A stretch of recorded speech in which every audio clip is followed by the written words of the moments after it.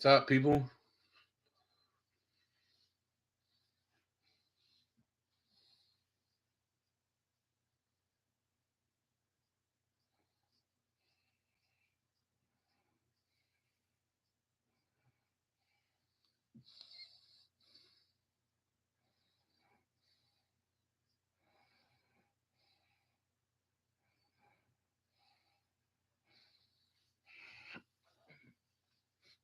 What's up, people? 1 second. Let me fucking fix my hair. So today, another episode of God's World.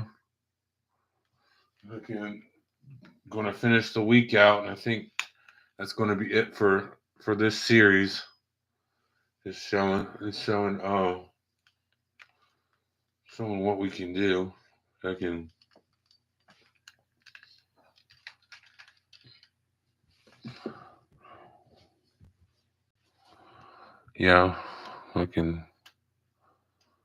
hanging out.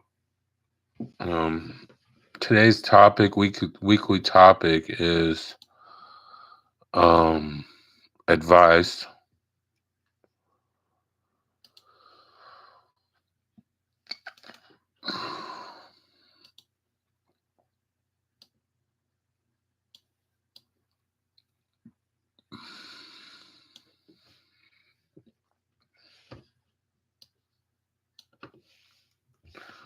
Get everything set up here.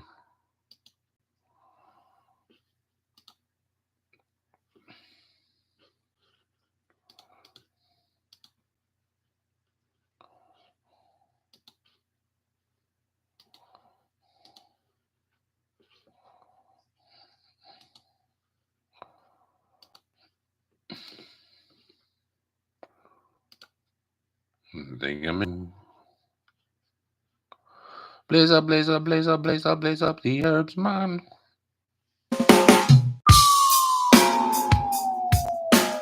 It's Iatera, Real Sensei, featuring New Kingston in Full Circle.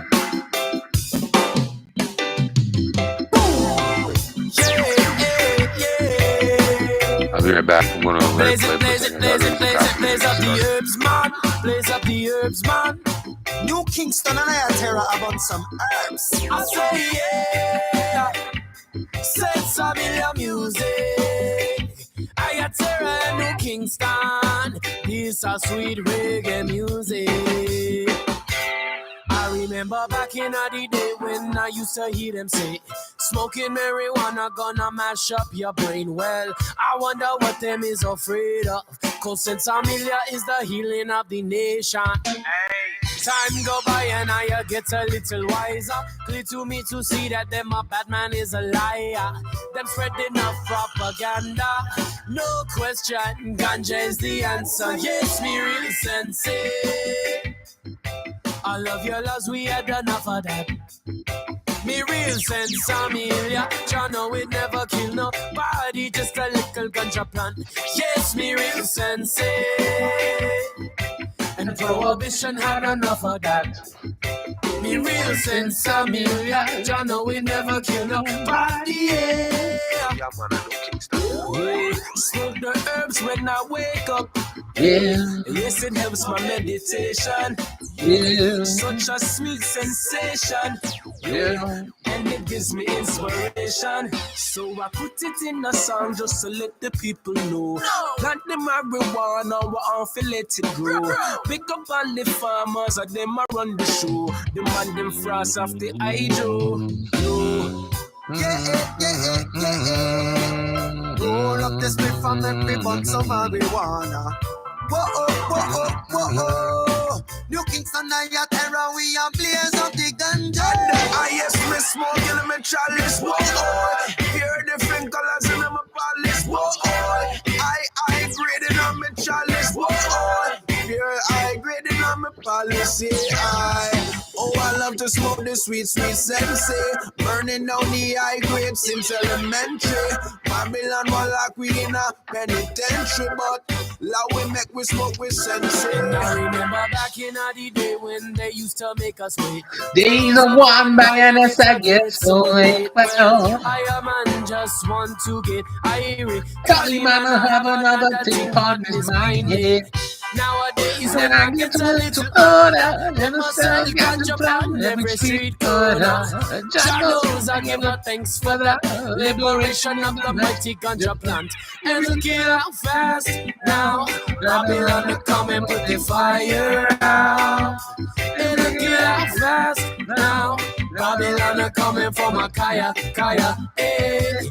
And look at how fast now Babylon are coming with the fire out. Hey, look at how fast now Babylon are coming for my Kaya, hey.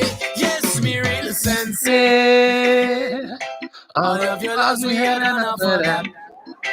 Me real sense of me, yeah, you know we never kill nobody, just a little ganja plant. Yes, me real sense. The prohibition had enough of that.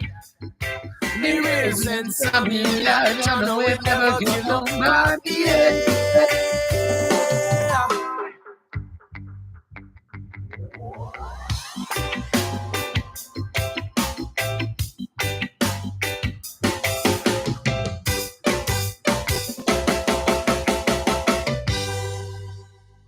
Yes, me real sensei.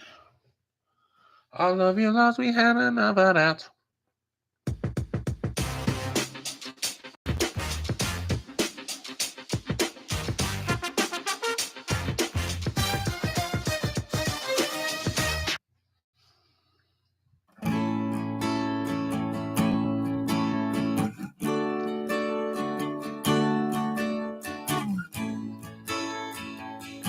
We'll let it go till 11:15.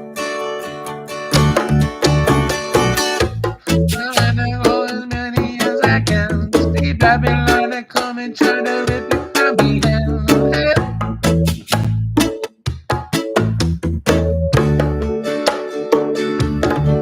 I said me calling on me farmers in California, yeah. I said me calling on me farmers living in a righteous way, yeah. I said me calling on me farmers in the USA, because we have to grow the earth. Yes, we are gonna find us some peace on earth. Yes, I said the plant, I'm gonna grow as many as I can. Seen Babylon come and try to rip it from me hand. Hey, plant, they said it's not a part of this plan. Them man cannot understand that them in a backwards progression, and still them try to rule I with aggression. See, when we are gonna teach them a lesson, love and expression, yeah, with some love and affection, yeah, that's what me calling on me farmers in California, yeah. I said me calling on me farmers living in, yeah. I said me calling. All right, people. I'm gonna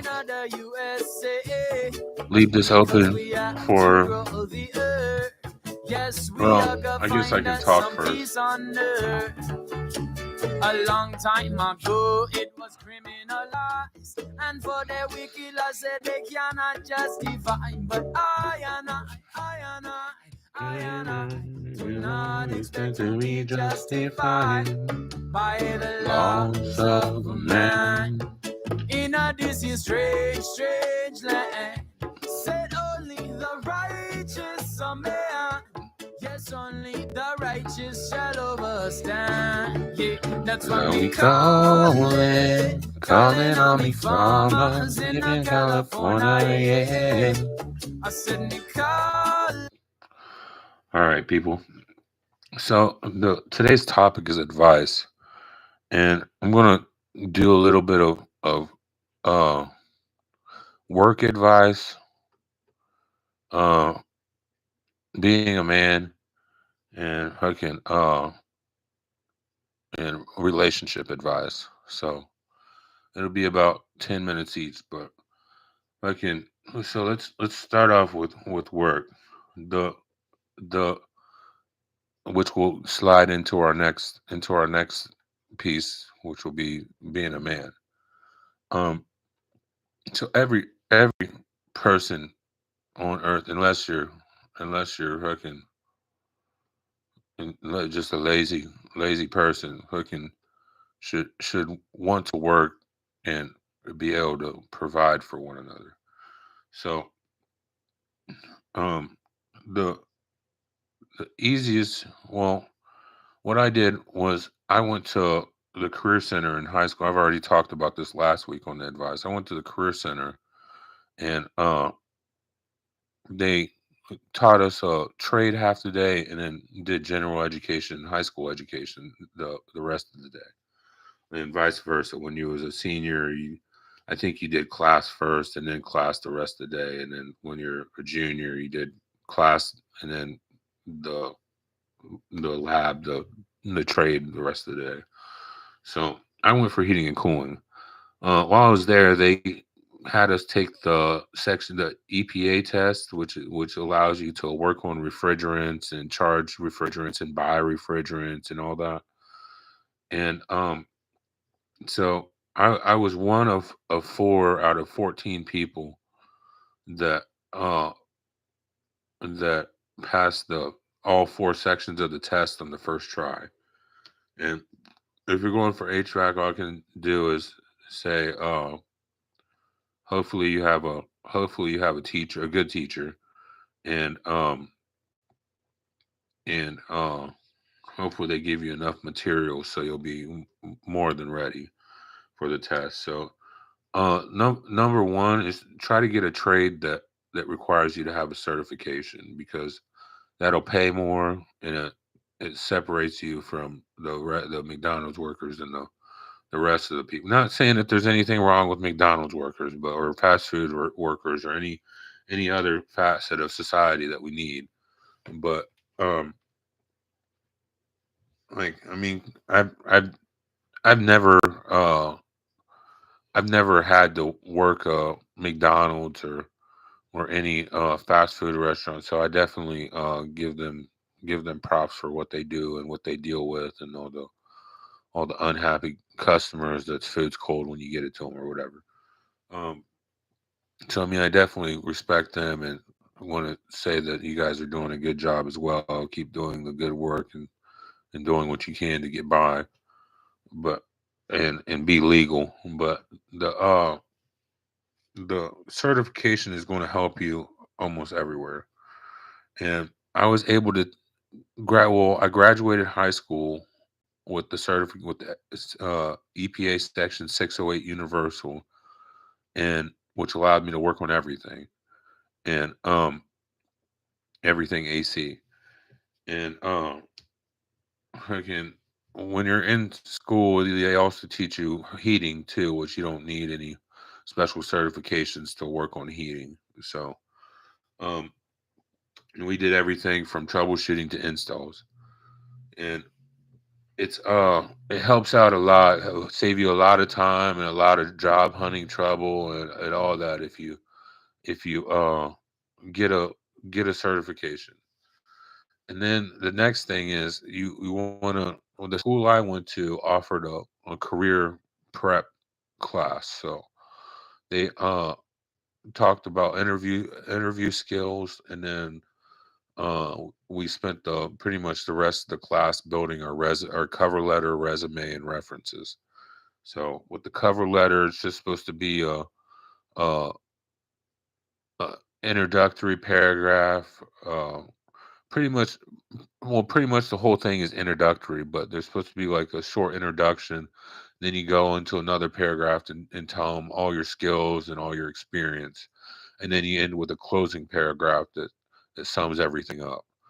So um, and then you obviously put a signature and all that, and then on your next page is going to be your resume, which goes in more detail about where you've worked, where you went to school at, your achievements, your goals, your uh, other objectives, and all your skills and fucking or in clubs you've been if you're just graduating high school, then clubs you've been a part of in high school. So that's another that's another good thing to do while you're in high school is to get into as many extra clubs as you can. And fucking growing up, I mean, as a little kid, I was in Boy Scouts, but uh, I joined something called the Leo Club, which we do you do you do trash pickup, and um you do trash pickup on the side of the on the side of 33, which is a highway. And then you there's other times where you do like a luncheon for like the for the Lions Club and all that. But I was in a Leo Club, and it was like it was like a branch of like the Lions Club. So it was like the mini Lions Club. But did that. I had Boy Scouts to talk about. Well, Boy Scouts was from younger, but um and then also fucking a little bit of karate we did. And fucking um which I don't remember any of it, by the way. And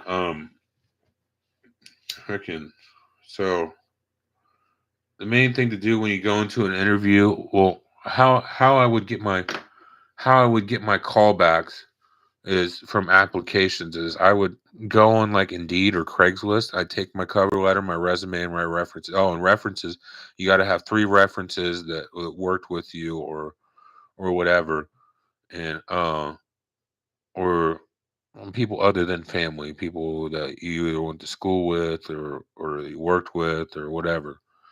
And fucking um what you do is you go on Craigslist or Indeed, and you take all the files that you have, your cover letter, your resume, and your references, and you're going to pretty much copy and paste your cover letters like the main paragraph, the middle paragraph that we just talked about, and um put that as your email, and it should be ready to send like you're talking to somebody. So all you do is copy and paste that, and then add your attachments, your cover letter, resume, and references. And then what I do is I'll fucking I'll I'll spam like 16 companies, 20 companies. And for my field, every four applications back when I was back in 2011, every four applications was one callback. So every four applications you sent out, you could expect one of those employers to call you.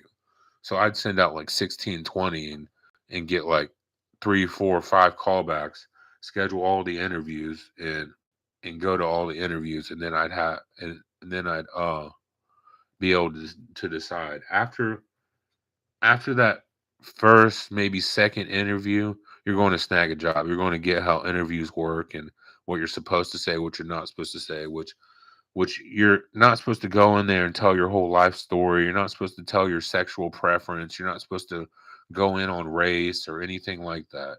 Anything that's a distraction to the job, you don't want to talk about. Ladies, you don't want to wear any revealing tops, and guys, you want to make sure that you look professional. And fucking same thing with ladies. You want to look professional.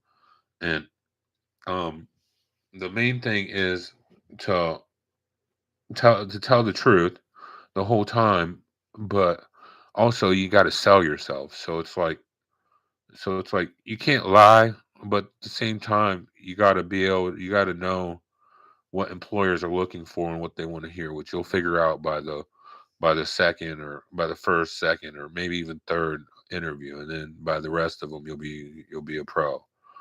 And fucking, I mean, you always get one of those clear, transparent pages or like the slick plastic thing that has the binding on it that you put your cover letter, resume, and references into the plastic, and then you put the binding on the edge of it to lock it in there, and take that with you always. Make sure you have extra copies of each.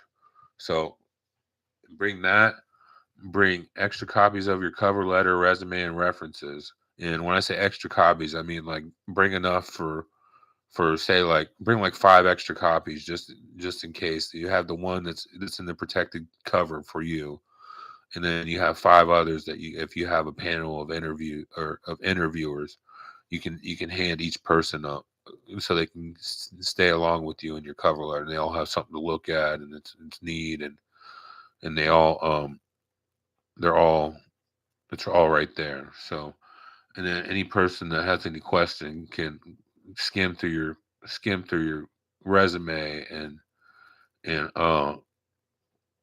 ask like certain questions like what'd you do here, or how long did you go to school here, or what'd you learn while you was here, or what's uh so you put all these skills down here, but what's one thing you'd like to learn, or what's one thing that you think that you need help with, or what's one strength and one weakness, or whatever.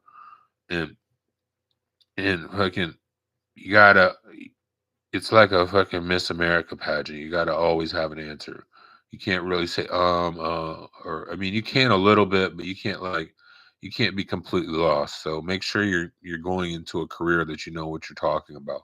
If you're going in like McDonald's or Kroger's or something, I can't imagine them asking you like too many like specialized questions, any questions that you need any training for. But I'd spam them, I'd get callbacks, and and we get 3 or 4 callbacks, and then I'd have maybe out of the four, I'd have 3 jobs that I could choose from, right in the palm of my hand. And then I mean, you don't always want to choose the most highest paying if another company has an easier process and easier way of getting the job done, then that's something I would look at. But I would usually go off of the highest paying and take the job and just make it work.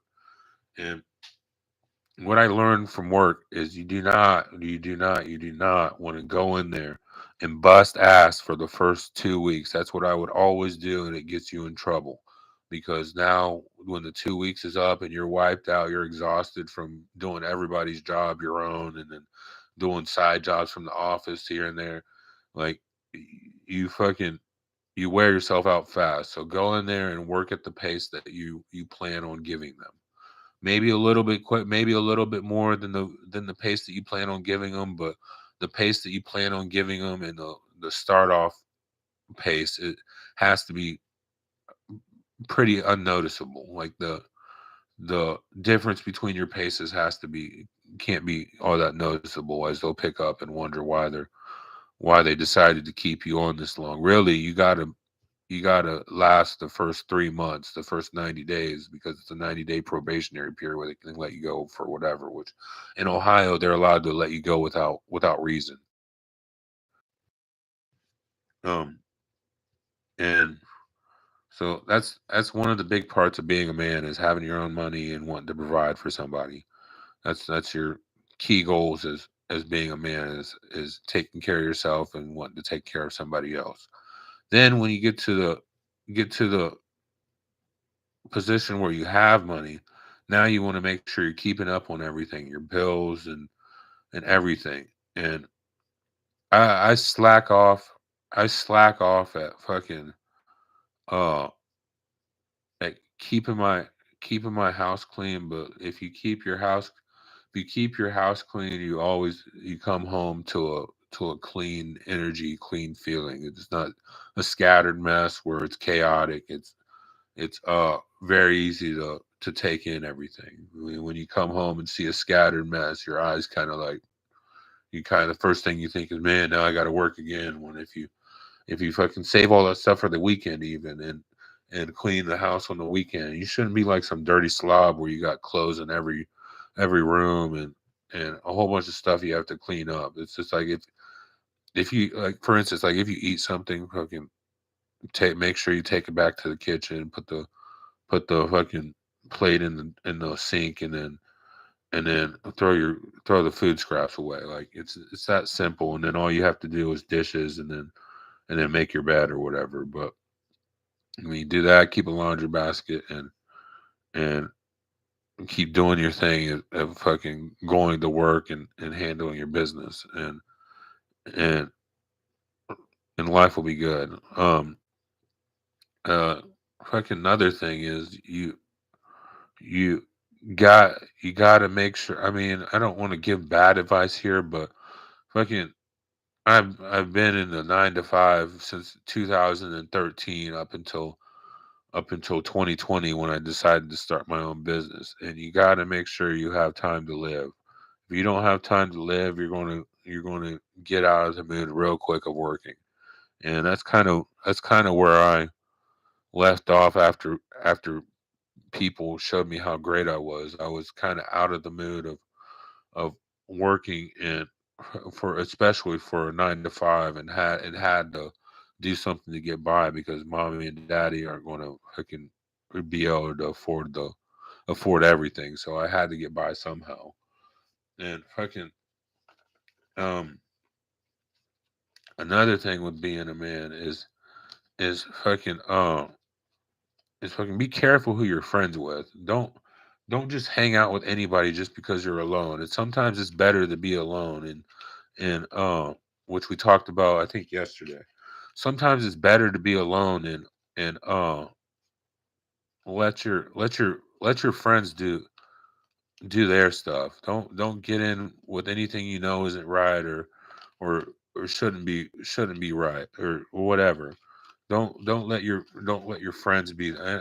I've been lucky enough to have fairly straight, narrow-minded, grown friends, with the exception of the weed dealing or whatever kind of dealing they do. But I mean, that's not. I mean, they weren't bad friends though. And the fucking just for one, weed isn't profitable. You can't make any money on a small scale. You'd have to be selling pounds, and it's not even worth it because once you start dealing with pounds and thousands of dollars, then you start dealing with thieves and people breaking in your house and stuff like that. So you don't want to deal with any drugs or anything like that. It's just a bunch of bad juju. And fucking like I said, be the leader of your friends. Don't let your friends lead you. Like I said, I've been lucky enough to for everybody following me for the most part, and and me not being in any real decisions where I followed the other monkeys and fucking well, now we're all in trouble. So don't. I mean, I mean, shit happens when you're a kid, but I'm talking about as a grown adult when we're all grown adults and everything like that. But like fucking like I said, make sure, and this is something for even kids to listen to. Like, make sure you pick your friends righteously. Make sure your friends are as righteous as you and have the same message as you, or have the same outlook. Well, not they don't have to necessarily be the same outlook because that's what's great about life is the diversity in life. But make sure you're not picking some friends that are all fucking doing a whole bunch of extra hard drugs and hard street drugs and all that. If you're hanging out with those people, you should be wanting to change their mind and pull them out of that. But that's not your business. It's not your problem. So I wouldn't get in too much of the charity work with drug addicts. But um fucking I I don't know how to say it any differently or or any politer, but just watch who your friends are because I mean that can take people down the wrong path. And the last thing that we're talking about is relationship talking. Now, fucking I've had my fucking trials and tribulations with fucking relationships ever since I could remember, ever since I was a kid on the internet. And fucking one thing I've noticed that girls like is is when you aren't super sexual and when you aren't just worried about sex. And or even looks at that. When you aren't worried about looks or anything like that. Every once in a while you can do a little cheap shot jab at their looks, say that they're beautiful or whatever, but you want to try to keep that last. You want to fall in love with the we want them to feel like you love them without complimenting their appearance too much. So that's number one. And I've tried both ways. I've tried going balls to the wall and being sexual on the internet, and then I've tried fucking approaching people and being charming and a sweet, easygoing guy. The charming definitely works more. It's people, your friends or whoever is going to say you're a pussy or whatever, or say that you're this and you're that. But every girl is going to love you. Every girl is going to respect you if you come out, if you're charming and open the door for them and do all the chivalrous stuff. And fucking um, with that being said, uh, do not let some dumb bitch run over you. Don't let some dumb bitch try to sit here and lie that you're something you're not. The weak sexes that want to sit here and make up stuff that they know can't be true. So and they'll even the people I'm dealing with are will even go as far to fucking uh risk themselves by calling saying that you're a disgrace for something that they do. And you don't even do the shit, but they do the shit, and they want to sit here and lie that you're all their bad decisions or whatever. Do not let some dumb bitch do that. And fucking don't be the Jesus that's going to cut his dick off for everybody else's happiness. Don't do that. That's what the world wants you to think that you're here for, and that's what the world wants you to think that you're every dumb bitch's punching bag or play toy or whatever. There's plenty enough guys that'll be that guy for them. You don't have to be it. Now, with that being said, you always keep your hands to yourself, unless a girl's flirting with you hard or or fucking keeps saying like, "Come on, what are we doing?" or whatever. Like, do not touch them. Is the little as little touch as possible and until you've cracked a couple times. Once you've cracked a couple times, then you can touch them as much as you want, probably without fail. But even the second when it comes to the second time, do not fucking don't fall for it. So wait until it's like the third or fourth time and then make a move. But until then, you should be letting them come on like pretty much throwing themselves at you. What what I always thought was helpful and was funny was that Will Smith movie that he did with what's his name, Paul Blart. I don't Kevin James. That's what his name is.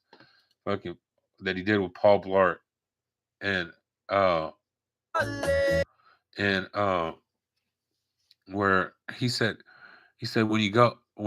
when it's time to kiss a girl, let them do 90% of the work, and then you just do the last 10%. Let them come all the way up in your face, and then you come the last 10%. So fucking and if you guys shut up and listen and pay attention, you can learn a lot from women. You can learn a lot about what they're thinking inside their head that they aren't telling you. So um and women are going to probably most likely say the opposite of what they feel, and that's not all the time. There's some women that are open and that aren't on the little teenager let's play footsies and then hide kind of nonsense. But most girls are going to respect you. Ladies, do not get with some attractive loser. uh if you think somebody is attractive, that's fine, but don't commit over attraction. It take I mean, it takes like a good 90 days of living with somebody, not seeing them every once in a while, not seeing them every weekend, not seeing them every day, but actually living and breathing the same air as somebody for the true colors to start to show. And that goes for guys too. Women are about the same length of time. It takes about 90 days before they start to unravel, and the true person comes out, and the front's no longer there, and the honeymoon feelings are all gone, which is another thing. The honeymoon feelings is is the love you feel for the ceremony you have, and then when you sit down and really talk to the person, like you may see that you guys don't see eye to eye, or you may realize that you guys don't have the same opinions or the same, and then you wonder, like, why was I ever with this person? But it'll fucking pretty much always boil back to sex was the reason why you was with the person, unless they have a lot to offer, which people with a lot to offer usually are uh are more experienced and more well rounded, and know themselves more than the people that don't have anything to offer. But I mean, don't let that fool you at the same time, because some people are born into it. And fucking the worst thing you can do is fucking either be violent or be in an abusive relationship. I guess it goes back to fucking not being afraid of being alone, or not being scared of being alone, and fucking and knowing yourself and what you are going to tolerate out of life and what you're going to respect. Somebody that's like, I talked about this on one of the first episodes with war. Fighting is for the, like, you're supposed to be so hungry that you're willing to fight somebody and kill them and eat them. Like like fighting is only for killing. There's no uh I mean, like, you see animals like play fighting and all that, but or in a relationship play fighting, which that's fine. It's just fucking uh don't let don't let love be the killer. So it's like, and a lot of and love emotions can get strong, and you can be really feeling somebody and whatever, but 9 out of 10 times it's all in your head. Like, and with that being said, you don't let, if someone's promising you something that sounds too good to be true, it probably is. So don't don't take every word for granted, and take every argument or whatever with a grain of salt, and you'll be so much better. If you're a guy, uh the best thing that's helped me in life is fucking listening. If you listen, and you can't tell women to listen, because they just don't do it. If they usually start an argument for some attention, and then they always want to be the winners. So I mean, and then that's when it takes the other guys to be like, no, like, this is, like, I'm in agreement with my friend here or whatever. Not, but I wouldn't get your friends and stuff involved in your relationship. But in other situations where you're not in a relationship with a woman and they don't want to listen to you, that's when it takes all the men to make a decision on whether or not they want to be treated like the woman's trying to treat you. So um that's the main thing. But like I said, that there is no relationship that's loving enough, or that has enough love to where you should be putting up with somebody putting their hands on you. And like I said, there's sometimes where you just don't want to fuck. So I mean, don't, ladies especially, like, ladies, don't feel bad if you don't want to fuck, and guys, don't don't be so horned up that you have to, or that you have to go cheat on somebody. If you're with somebody, you should be with them regardless. And knowing their moods, and the times when they're ready and the times when they're not, is one of the main things you got to learn. And you got to learn it pretty quick when you're getting in a relationship. But that's the main thing. You fucking work to provide for yourself and for family, because that's what everybody wants.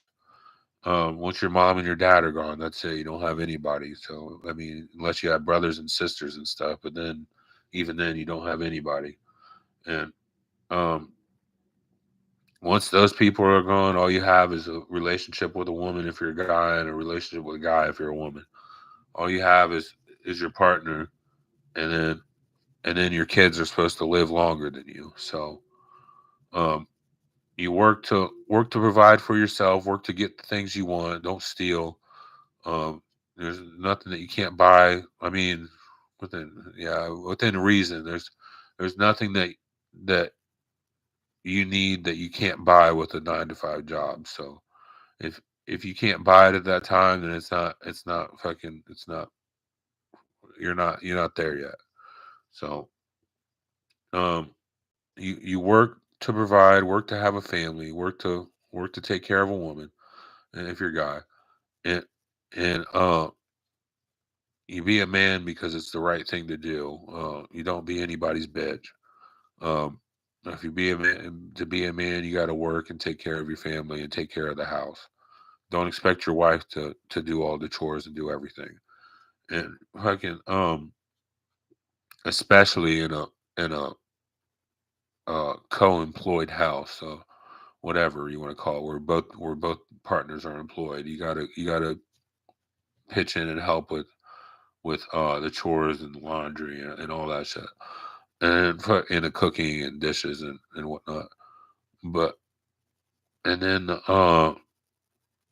fucking for a relationship is as easy as just being considerate and caring about the other person. Girls are a little bit more sensitive, so you gotta fucking gotta guess what a sensitive person would like, or or what a sensitive person wouldn't like, or what's going to be too much or not enough for girls. So um and that's 1223.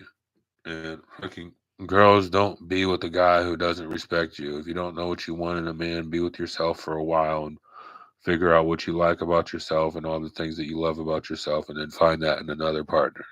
That works for guys too. If you didn't maybe if guys or girls didn't have a good upbringing, and one parent wasn't in the home, and girls if it's your dad that wasn't in the home, or guys if it's your mom that wasn't in the home, then it's a slight setback, but it's not the end of the world. All you got to do is fucking get by yourself, start working, and get yourself together, and then figure out what you love about yourself, what you want to surround yourself with, and what you want around you at all times, and then find that in a partner. With that being said, not everybody's going to be perfect, so remember, love is exceptions mixed with commitment. So there's always going to be exceptions that you have to make for people, but the main thing is they want to make sure that they're not damaging, and that they're not and not frequent. Like, you don't want to have frequent exceptions. Every once in a while, like once every 3 months we might have this attitude, or once every 3 months we have an attitude every day, then the person just isn't happy.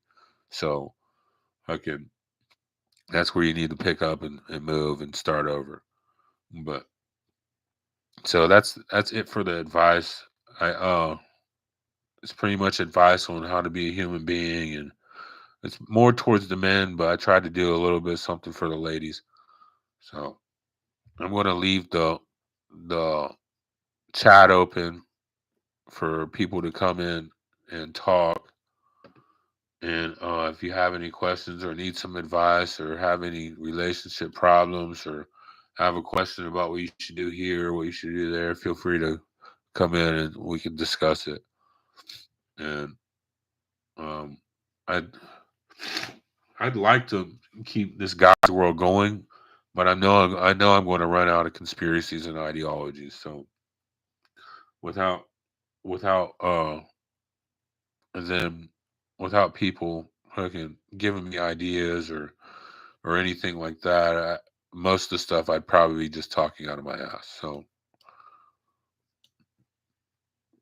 I mean, I could go and look up on AI, like, give me some ideas for conspiracies and ideologies or social constructs that we don't really need, and fucking and it'd probably give me a list of them, but I think I've went through about all of them, and I think I went through about all of them, and I'm coming to the situation where I don't know what we're going to do with the middle hour. So this series might be ending on this Thursday, but it's plenty of information, plenty of advice, and plenty of good vibes for everybody to get down to. So I'm all about love and interracial relationships and happiness and contentness. So um, I hope everybody is like minded and wants the same things out of life, wants love and a family, and and worry about the money. Worry about the money. Fucking well, I can't worry about the money later, but for most people, I would hope you want love and happiness first, and then fucking worry about money later. In my situation, like that's at the forefront. That's everything that's holding me back. So, but I've worked 9 to 5 jobs. Well, I mean 8 to 5 jobs, but 9 to 5 with the fucking hour lunch and fucking uh work work the work the fucking the 9 to 5 jobs and full-time jobs ever since I started working in 2013 and fucking been there, done that. I'm not against it. It's just if you can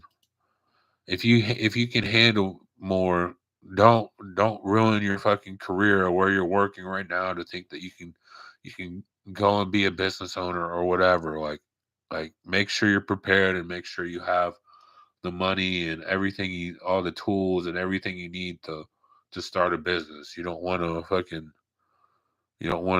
do a lawn mowing business and be asking the fucking customer to use their rake or anything. Like this, you want to make sure that you have everything that you need to get started. It will be a lot of ups and downs in the first 5 years is the real test for businesses to see who's still around and who's not.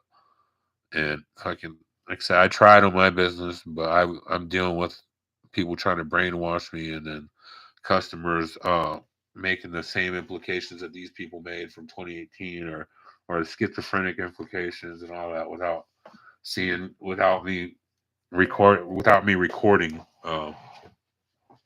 me talking on live or whatever. So how they're getting this, I don't. They're fucking cops or undercover cops or whatever, insider to something, and and fucking it was like I said. I'd have customers saying, "I look at this picture and I think schizophrenia," and it's like, yeah, I'm really schizophrenic, totally, and fucking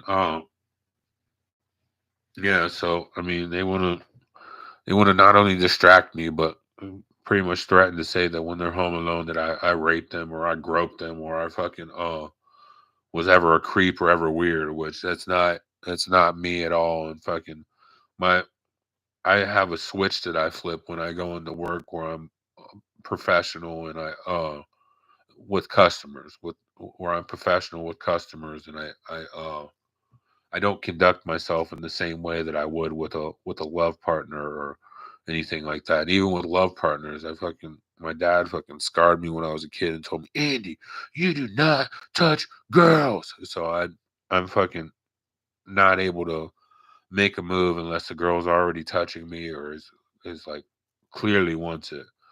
So I gotta be for sure that this isn't going to turn into some rape crime or to some battery or whatever before I'll make a move. So I'm way too careful and to fucking have ever been weird at a job or towards a customer. So I'm good there, but I can't trust customers. I can't even trust people out in public when I go into auto parts store. People calling me Johnny this and go into Kroger's. People calling me Kenny that, and it's like these people don't even know me. So, but yeah, and fucking like I said, I met girls, women off the internet, met fucking women off the streets, and uh, it's like it's like trying to find the balance in between. Like you can go balls to the wall on the internet, but when I was out on the street, I was very polite and reserved.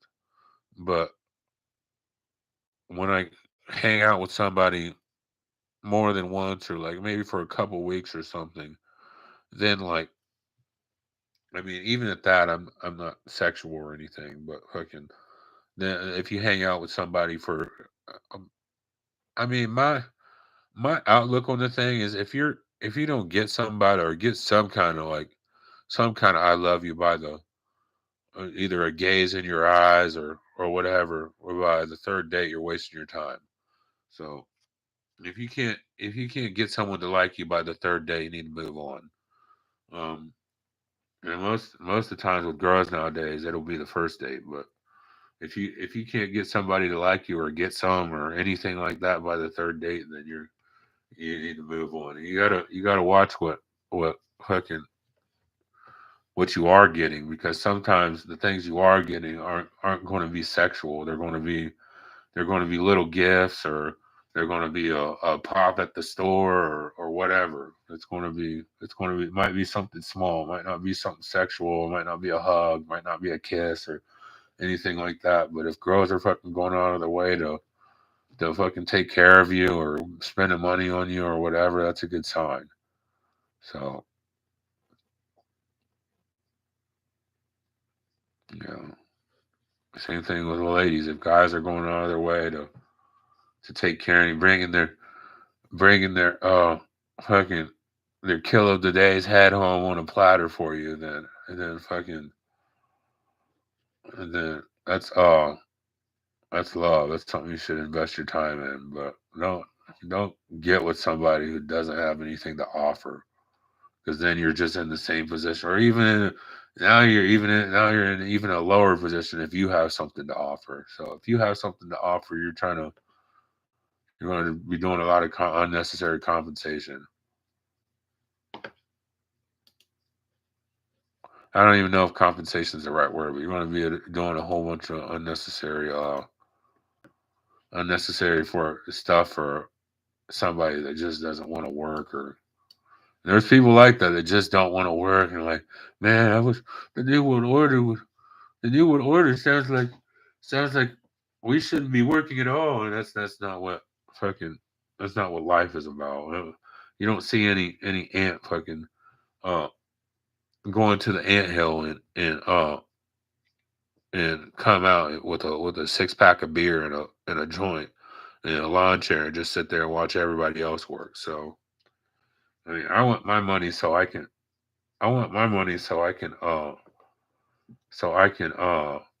fucking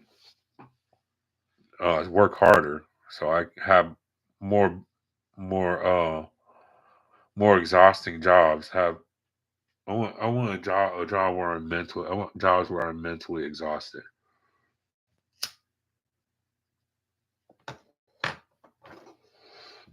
And I don't have a problem with getting physical and fucking and doing hands-on work, but I want a job where I'm like don't have time to think about anything else for a while, for at least a good 20 years. And fucking um yeah, it keeps me busy.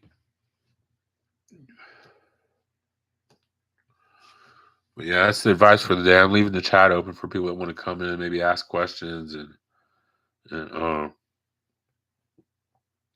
and figure out what they need in life or whatever.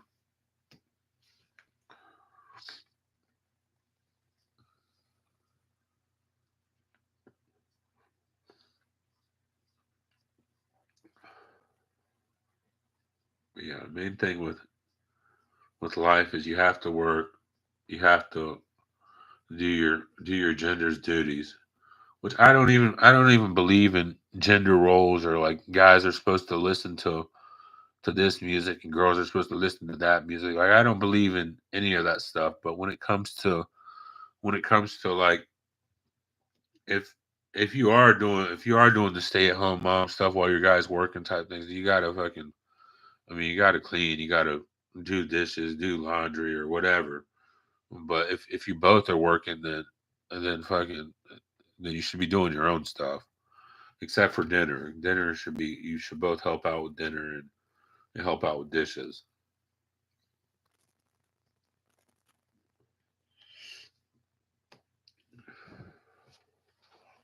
But my whole reason for trying to find a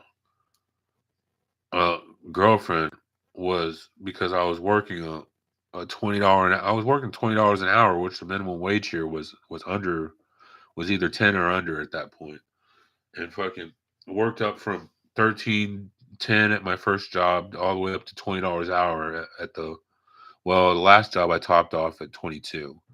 So, but before all this, before 2018 and all that, I was working a $20 an hour job, and I was I had discount on the rent because I lived on property, so they would give you like 20% off or 30% off or whatever. So my rent was supposed to be like 800 and something, but it was only 500, and it was only like 500 and something, almost $600. And fucking I mean, yeah, they'd split it up into two paychecks for you, but it still didn't give you enough. Out of $1,200, still didn't. I had a $450 bank note or a car note, and fucking uh I had a $450 car payment, and fucking and fucking water bill is like $300. Well, not even at that property. They did a standard water fee for $40 a month or something, which was lovely. And fucking, but I mean, water, gas, and electric, that shit adds up. It'd be like $400 or $500 after per month. So, and then you got all your food, and then if you had a job like me where you're working in an apartment maintenance, you got to have a truck or a vehicle. So you got to fucking have gas for 2 weeks, and then it got to be too much. So, and even with, and I was like, I did that for a couple weeks. So I'm like, I'm not about to fucking. I was like, I'm not about to fucking work my ass off for nothing in return. Didn't even have enough money to buy weed. Like fucking, I wasn't about to bust ass at a job that fucking I don't even have enough money to make it to work every day. I got to borrow money from my mom and dad to work 8 hours, and then for a week and a half, and then fucking get my paycheck, and I'm broke by get my paycheck Thursday, and I'm broke by Monday again. I didn't. That shit isn't fun to me. So I started saying fuck it, but you really can't. Fucking the my only idea was to get a woman that could fucking pick up the other half of the rent and the other half of the bills and the food and all that.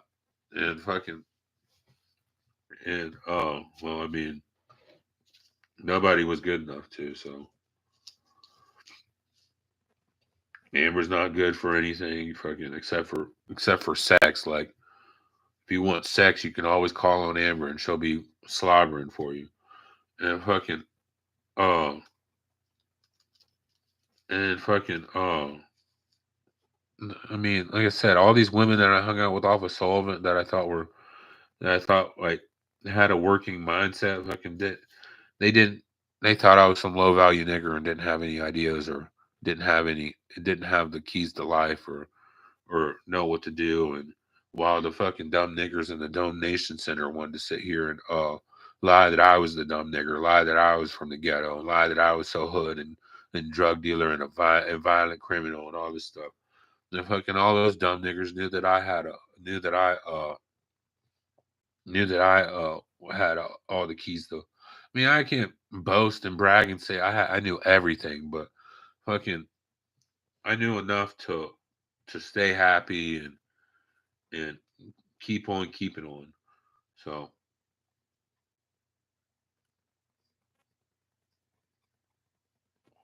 these people weren't doing the right thing to be able to keep on keeping on. Their keep on keeping on was going to get them killed or overdose somewhere. So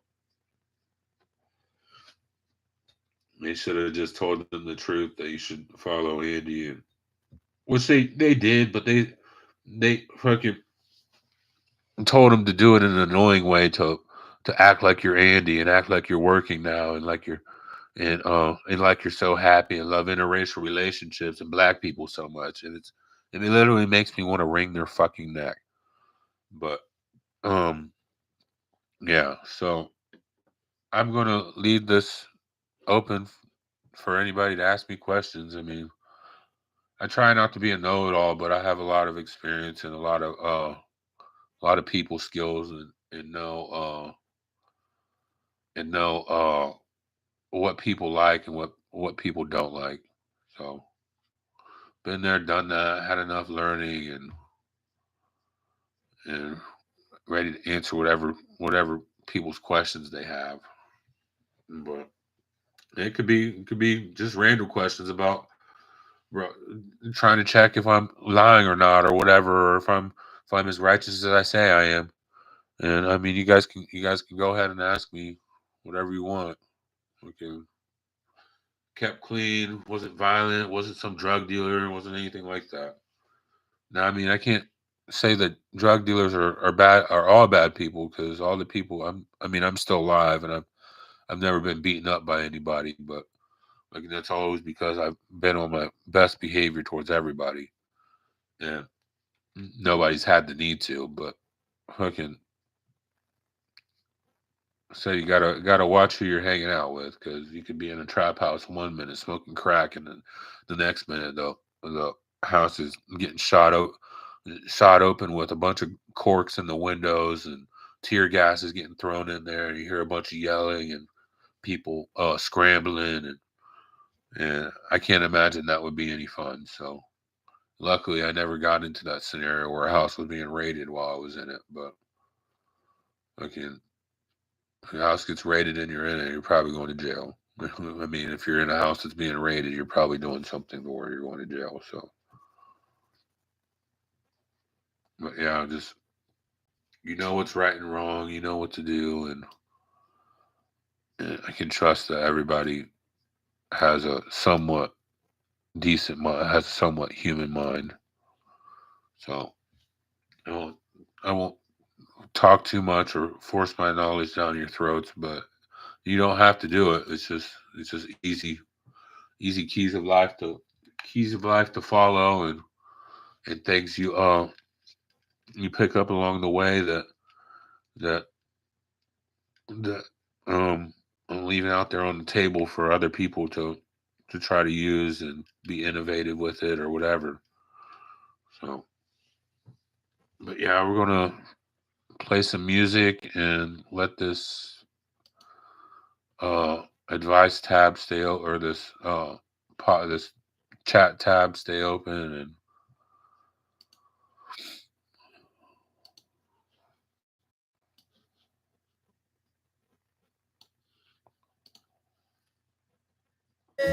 Calling on me farmers living in the righteous way. I said me calling on me farmers in the USA because we have to grow the earth. Yes, we are gonna find us some peace on earth. The benefits of hemp are as follows, said I. Not poison the earth and not go spray pesticides. Yes, I grow it in a fraction of the time and preserve our resources with an endless supply. Yes, I eat the seeds to fuel my body with ease. Them nourish my man senses and them save her from disease. My head trees give a new hope unto the bees that suffer from the ills of modern Babylon industries. So don't let them fool ya. For years them say they're looking for a solution to our carelessness and our pollution. A Babylonian institution. We need a revolution. Yeah, yeah. A green revolution. I said a natural revolution. Yeah, we need a hip revolution. Yeah, yeah. That's what me call it. Calling on me farmers in California. Yeah. I said me calling on me farmers living in the righteous way. Yeah. I said me calling on me farmers in the USA, because we have to grow the earth. Yes, we have to find us some peace on earth. Whoa, whoa, whoa, boy.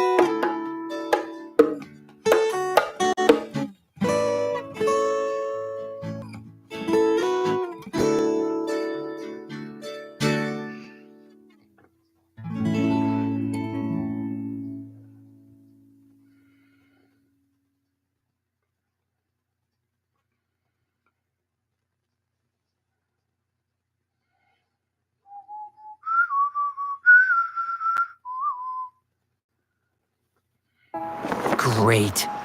The new GoDaddy Arrow has AI marketing tools to help small businesses easily reach thousands of customers. Write sweet social ads and email marketing. It even analyzes the results to boost business. I better start up in my game with some sweet new mood. Guess who's back in the disco? Moving so cool, so slick like Crisco. But she ain't did it like this though. Brand new chain, new clothes, and a wrist roll.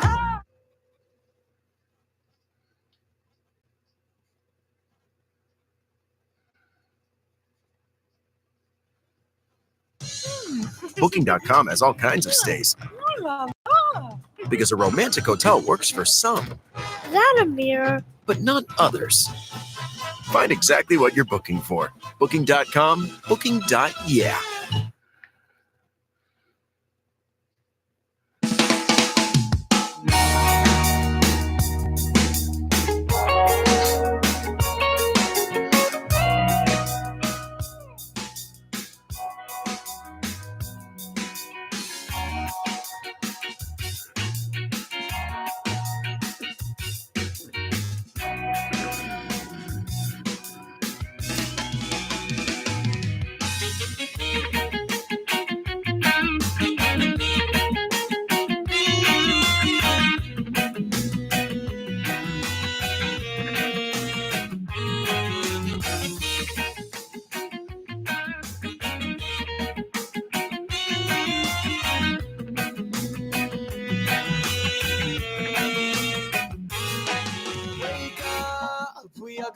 With the sun, we have to get the day a gone so early in the morning. I take a little drop, give thanks and praises to the Most High.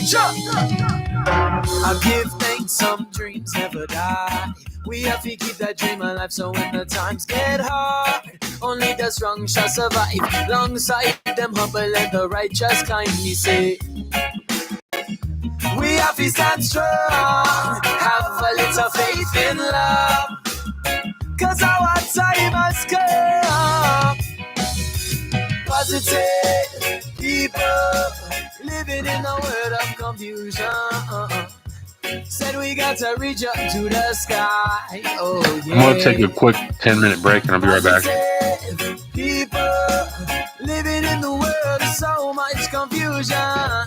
One love, one love.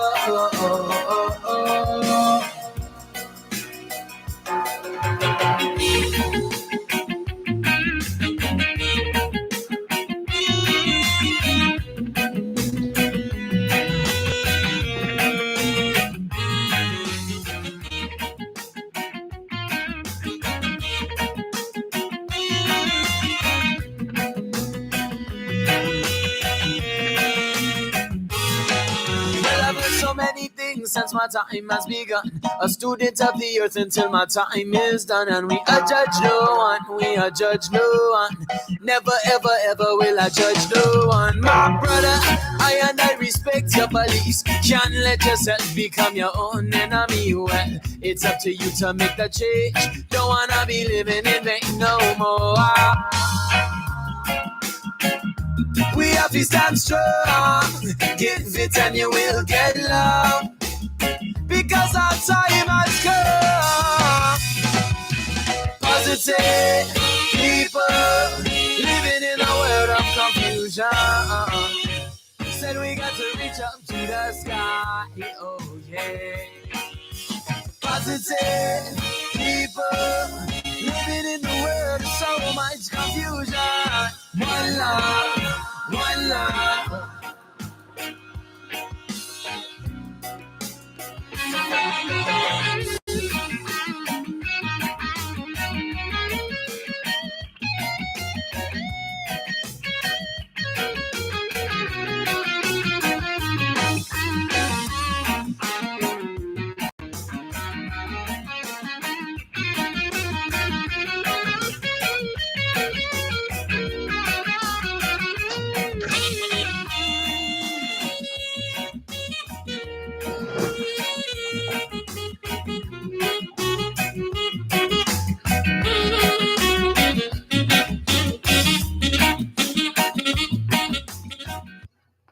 All I got to say is family didn't exist when I was a kid, so and doesn't exist now. And family isn't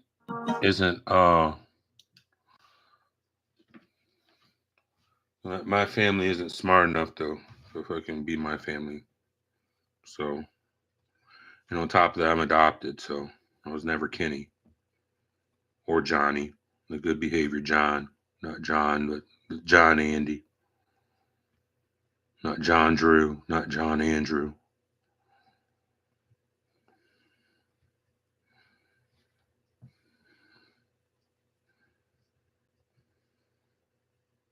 People get their feelings hurt when they find out they're not the victims. And Flanky the victim.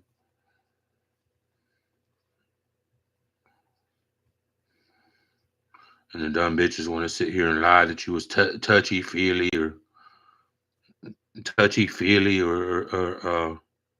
that they were the victims and they were touched on and clicked on and fed on and just play my reggae music, the touchy-feely pedophile music, and act like they're so great.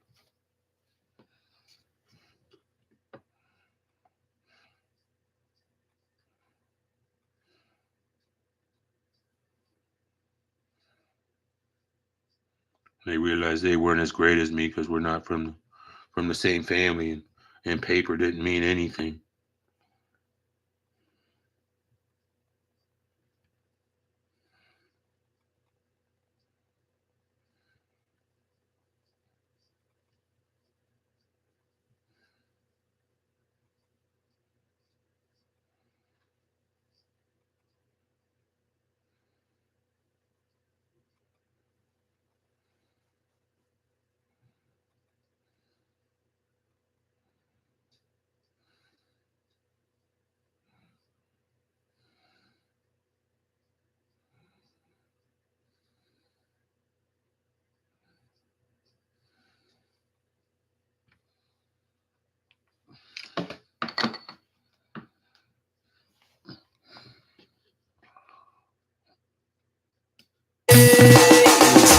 And always.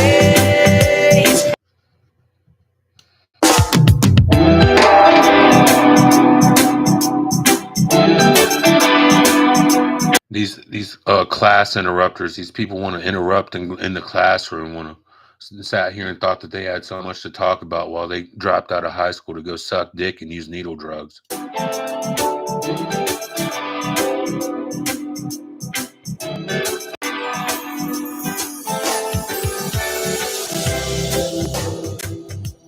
Got so much to say now, but no reason why your life's so in shambles and you're some racist loser, some dumb needle user, some dumb racist needle users. Well, I wish I had a map or an address just to show me where my path is. Sometimes I feel like I'm going astray, and I know that it's a long, hard journey just to get to where we're going, but I wouldn't have the way. So let my heart be my guide. Focus on the mission, one step at a time. Oh, the James And that's Dodger my joke. vision. If I fall out of line, I know we're gonna be okay. And let my words ring true. All Something I gay ever is wanted something was to pedophile. see Totally. this through. I can feel your spirit, let it carry you through your darkest of days. Made them all insecure. And always Now they want me to be the tranny bitch because I didn't know some dumb dude lied to me. those days, they get so hard. Remember, it all has its purpose. As long as you're learning, it's all a part of your The dumb white losers. The white losers and their dumb nigger friends. They're better niggers.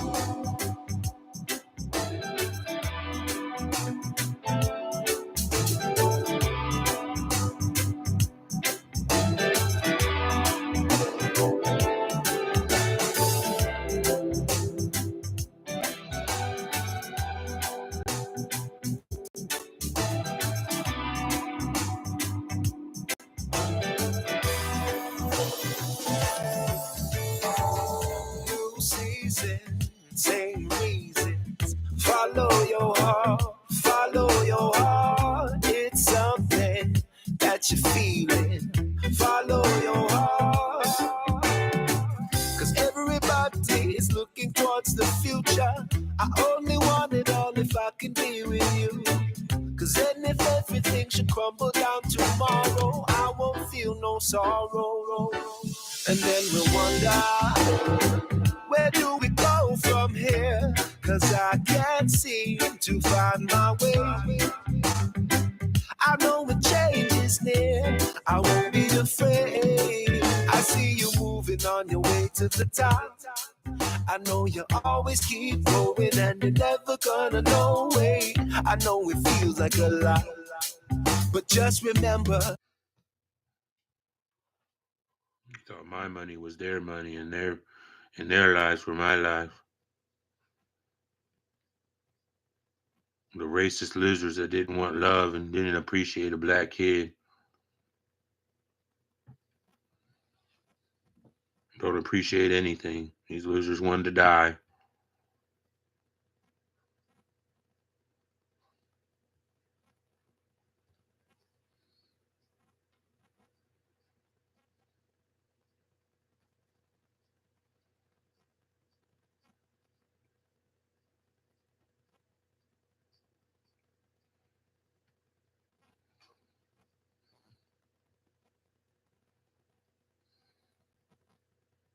Lied into the whole world. They have so much to give to the world. We want the world to pay us money. We're going to beg America to give us money. We don't have anything to offer to the world except for our babies. Losers. The dumb needle users. Some dumb ghetto needle users. Their titties aren't worth anything. And show them to every guy that they can get into a car with.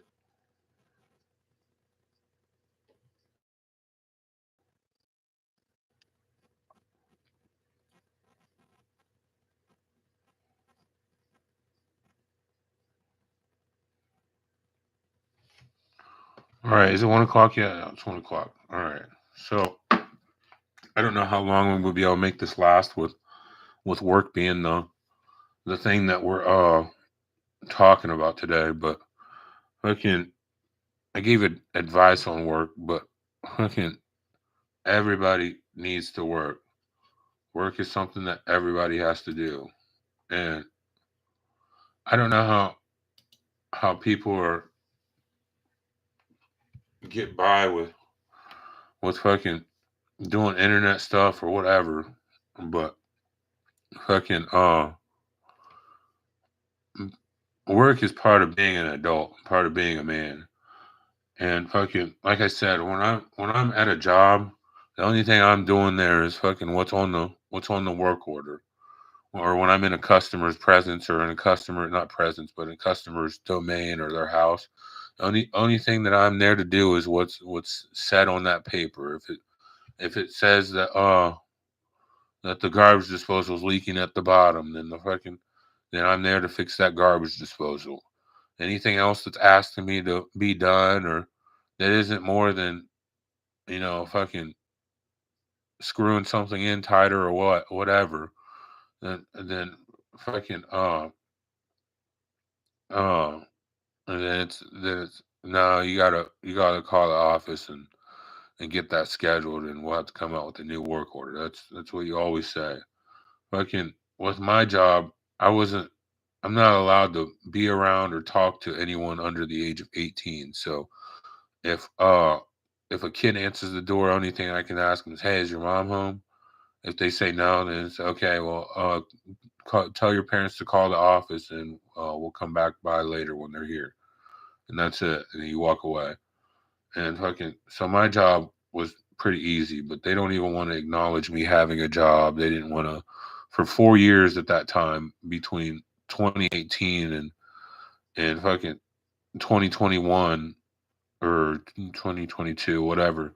They didn't want to acknowledge that I even had a job. They wanted to lie that I lived in my parents' basement, mooched off my parents, and sold drugs out the window and all this dumb shit. And it didn't want to admit to me having a mature job and an adult job, and just wanted to completely disregard where 33% of my adult life went, and and act like I was never around adults and kids to know how to act. So I mean, that's how these losers and the cops lost when they want to come in your house and pick up belongings out of your baskets or touch things that are in your room on your desk when they're only there to do so to answer a disturbance. And fucking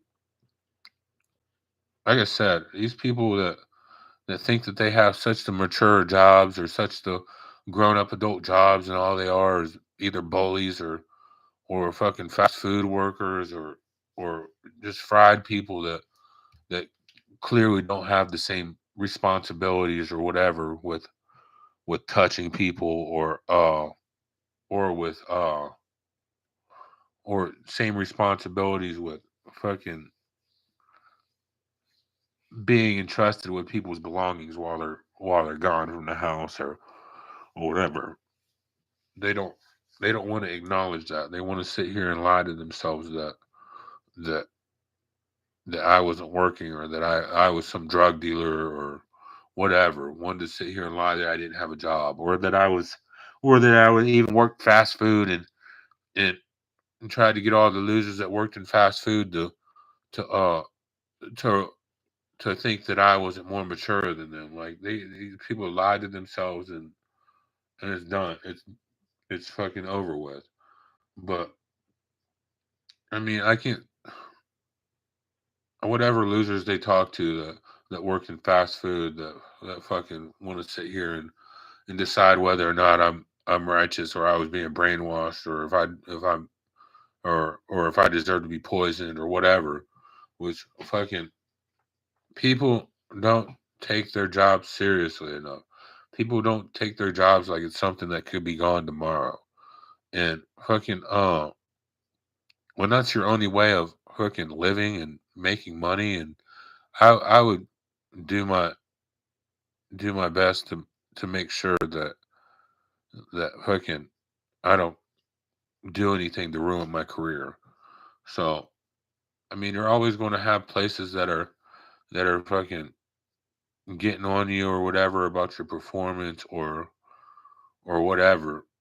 And I mean, you'll always have that. It's never going to change. Even when you're a manager, the and you think it's your job to get on other people, and or do you think it's going to be your job to get on other people? The only reason why managers get on the lower workers for most of the times is because their boss is getting on them. So with that being said, like, you're supposed to work a job to save up money to start your own business, when you start this business, you want to make sure it's something that's not already flooded, that the market isn't already flooded with, and you can go and look it up and make sure it's not. And like, I mean, like for instance, like lawnscaping jobs, there's always going to be a customer that'll go for lawnscaping jobs. It's just it's starting to be one of those things that's like overpopulated.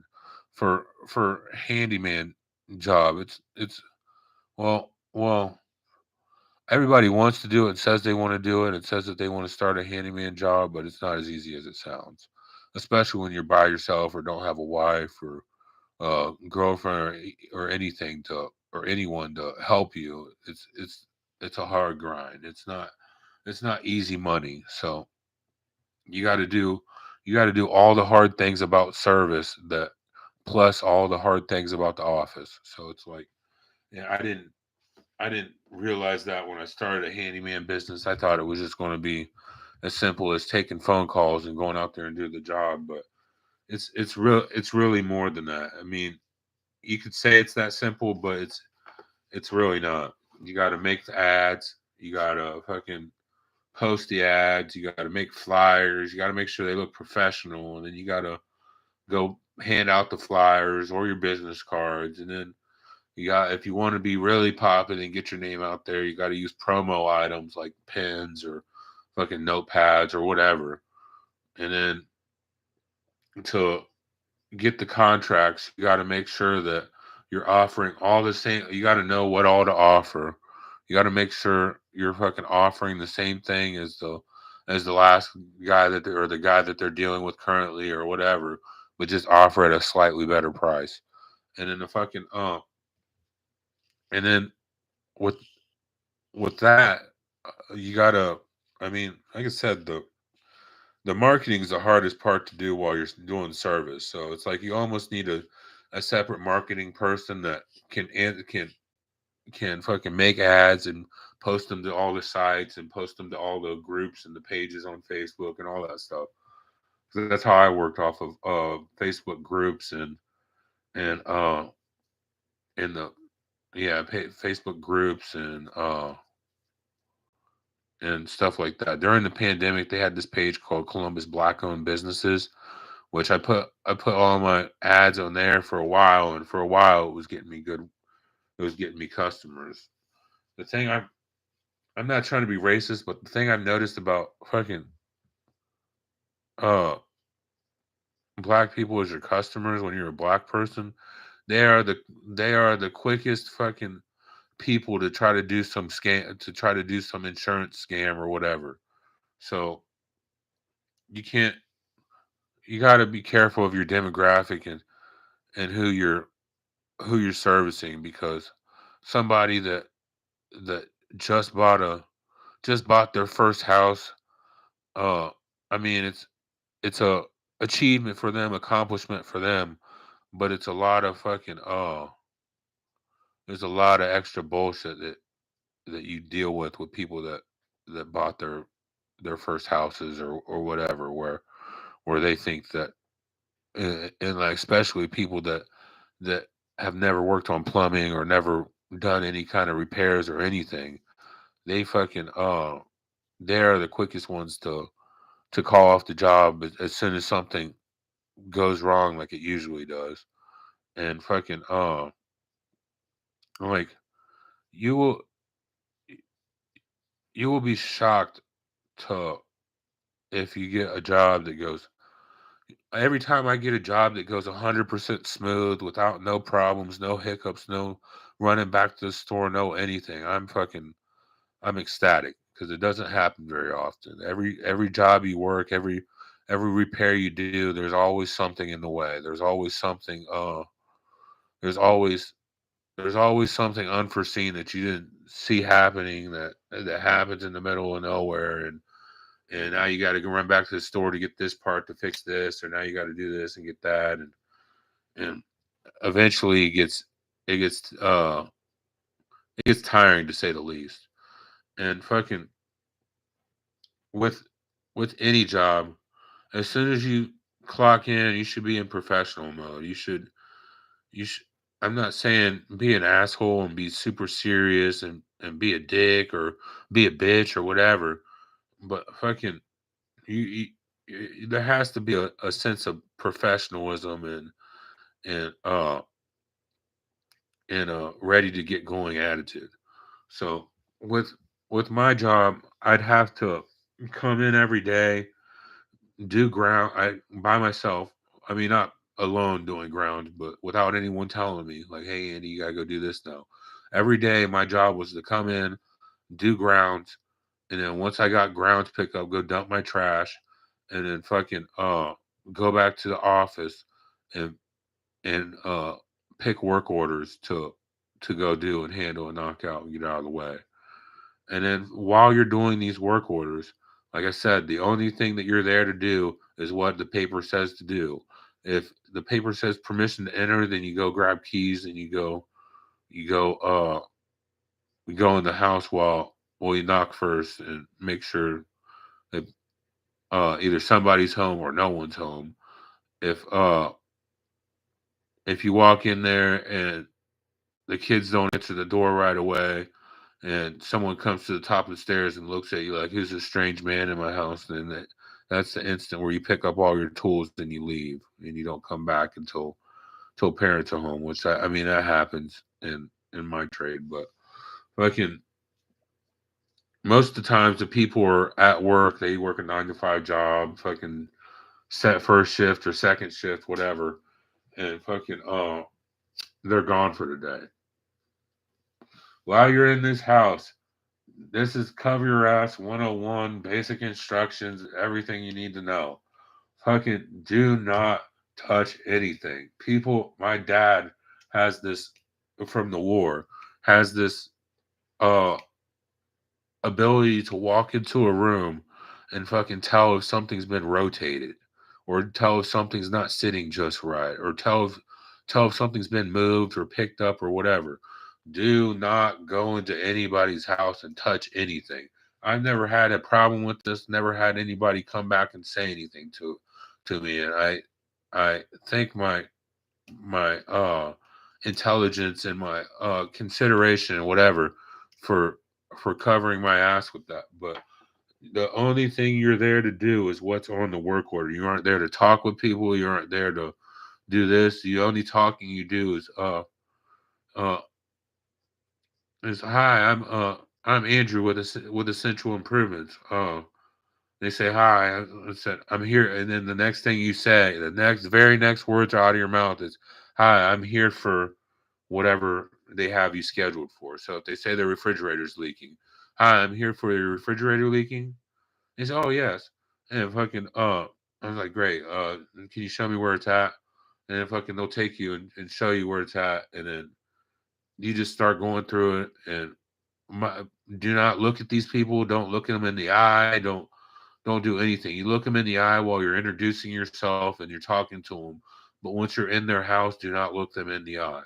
No fucking I mean, you want to look them in the eye as much as possible, but you don't want to fucking you don't want to make eye contact with them too long. And fucking you find out where the leak's coming from or whatever your situation is.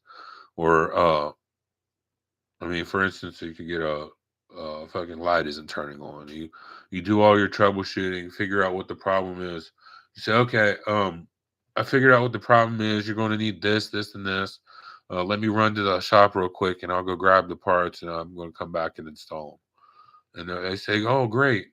And then fucking or you tell them like you go back to the shop and you can't find the parts. The parts need to be ordered. So you come back to the tenant's house and you say, "Well, we're not able to get to it today because we don't have the parts in the shop. So we got to order this stuff, and then we'll be back to you by this time or by Friday or something." And fucking you'll say, "Okay, that's fine." And uh, if you do have the parts, you come back in there, walk straight to what you was working on, work on it, finish it, and and then when you're done, say, "All right, ma'am, sir, whatever it is," they'll fucking they'll come and you show them. Yeah, I mean, if it's the door, fucking If it's the door not shutting right, you show them what you doing it. The door opening and shutting fine now. So, or and then you tell them, yeah, I just had to fix this, just had to fix that, or whatever. And then if you have your own business, then you get the signatures and you're out of there. You get the signatures and you get which I wasn't good with getting signatures, but fucking most of the time you don't have to, but it's good practice to fucking have a contract and cover your ass. So they can't come back and say that work was never completed and now you got a contract with their satisfaction signature and all that, and they can't say anything. And uh, you get the credit card information and fucking run the card, and then you're out of there. Make sure you and what I try to do is so you don't hear anything back, because the second you leave a plastic wrapper on the floor, or the second you leave some sawdust or whatever on the floor, then they call the office with complaints about this, and this, and this, and this person wasn't very nice, and this person wasn't very respectful, and he left this light on in my kitchen, or he turned the air conditioning way down and didn't turn it back up, or just dumb shit. So you always leave their house cleaner than what you walked into it in the area that you was working in, especially. And fucking that doesn't mean go through and do their chores for them, but it means clean up your area and make sure it's if they already got crumbs on the floor or whatever, make sure you go ahead and vacuum that up too. And fucking that's that's pretty much where my mind's at with work. But with that being said, I've also worked in I worked at O'Reilly Auto Parts one time, and fucking worked at the TA, which is a truck stop, and never worked in fast food or the restaurant industry, but fucking um yeah, with customer, I mean, you could it's pretty transferable, the respect that you're supposed to give to your customers from apartment maintenance to O'Reilly's or to a truck stop. It's like you just you treat everybody like you want them to come back, like they're in a comfortable environment, and the feeling of security and safety. So, and especially when you're in somebody's house, don't get to having long drawn out nonsense flirty conversations with your customers. You'll always look like some uh like some loser that just didn't isn't quite making enough. So don't don't do that, and make sure you're not cornering somebody in their house or whatever. If if they want to argue with you, say, look, I can leave right now, and fucking if that'll either make them come around and say, no, I really want this fixed, or they'll say, sometimes people will say, fine, yeah, I think that'd be best or whatever. And then that's when you say, shit, no argument, fucking grabbing all my tools, going to leave your fucking plumbing undone and hanging and leave your water off, and you can get some other tech to do it. That's exactly how I do it. And I don't argue with I don't argue with customers. I mean, after the fact, when they call you and after something's done, and you know that you fixed it, you know that it's working, and they call you back and say that, hey, this is broken, or this isn't working, or this isn't working, you don't fucking blow up on them. But if it's something that you know was working, you know was fine, look, I got a picture, I got a video, I know this was working, then you just schedule their you schedule a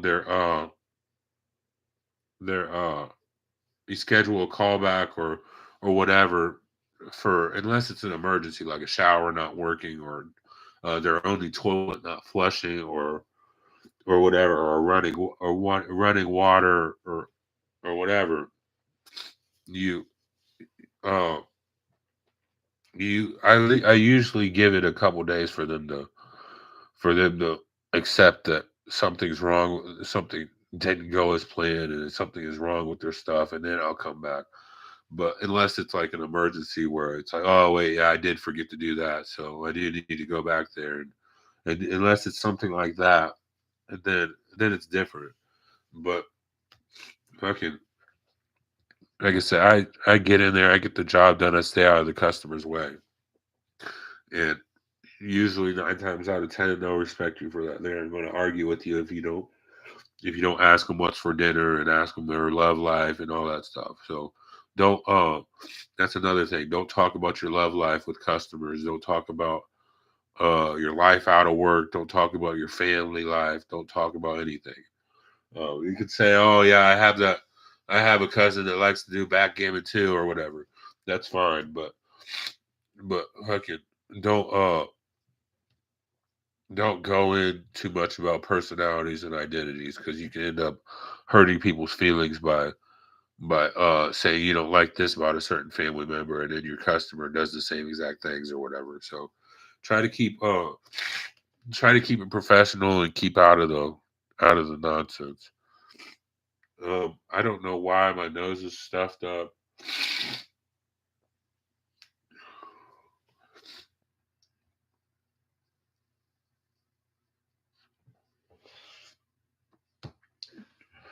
But yeah, like I said, you just keep to yourself, do your job, and there's really nothing anybody can say to you. Fucking, I mean, if you're working with a cash register, obviously don't fucking pocket any of the money. If you're if you're fucking working with food or customers' belongings, make sure you're clean and didn't just scratch your ass or whatever while you're about to touch people's shit or fucking have your hand on your nuts or whatever. And I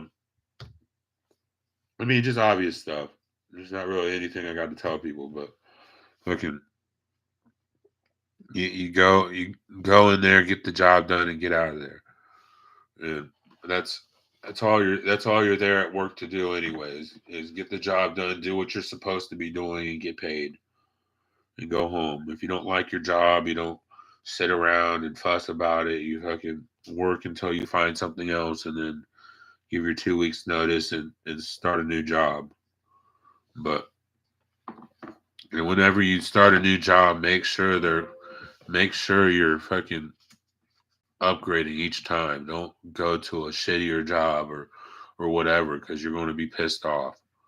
You I've worked in apartment maintenance jobs where they expect you to do maintenance all day, but they don't want to order parts and they don't want to keep up on their inventory and stuff like that. That's a bad property.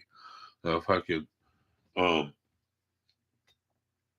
places like that fucking want to make your job hard as possible. There's nothing more embarrassing than going to a customer's house and saying that, oh well, we don't have this part and we'll be back by Friday, and then you don't show up on Friday, and oh, we still don't have the part. We're still waiting for it to come in. There's nothing more embarrassing than fucking going to a customer's house a second time, and the second time you go to fix something, oh, we don't have this part either. See you on Friday. You know the routine. See you on Friday again. Like that. That shit's not only annoying to the worker, to the person that's coming to work. Like nobody. I mean, at least I don't. I don't like going to apartment maintenance jobs or maintenance jobs or handyman jobs or anything like that and not being able to fix their problem. Like that's what you're there for. There's sometimes where you just do the estimate and get out of there. Just to if you see there's a bunch of extra problems, bunch of extra work that you don't want to do unless you're working in apartment maintenance where you have to. But like if you have your own business and you see a whole bunch of extra stuff or a whole bunch of headaches or whatever, then sometimes it's just best to do the estimate and get paid for the estimate and get out of there. Don't ever come back. And other times, other times you want to. I mean, 99% of the time you want to go there and fix whatever's wrong with them, make them happy, and have them be a uh uh and have them be a return customer or whatever. And fucking what's my job and the handyman jobs, return customers are like few and far in between, but fucking it happens. Um,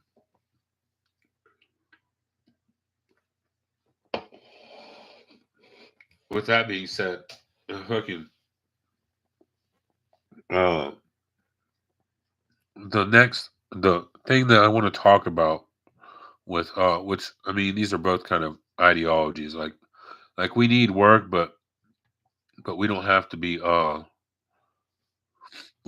slaves to the check. So like the main thing with work is to make sure that you live and make sure that uh you get to enjoy the fruits of your labor and make sure you're not just working just to get by. If you're just working just to get by, leave, find a new job. Fucking, there's nothing worse than fucking slaving away and then have to come home and slave away at home and just have to sit on the couch for 2 weeks and until you get paid again and then you got to slave away again and pay all the bills and get all the food, groceries and stuff. It's like at that point you're just living to or you're just working to eat and working for a place to stay and that's no fun.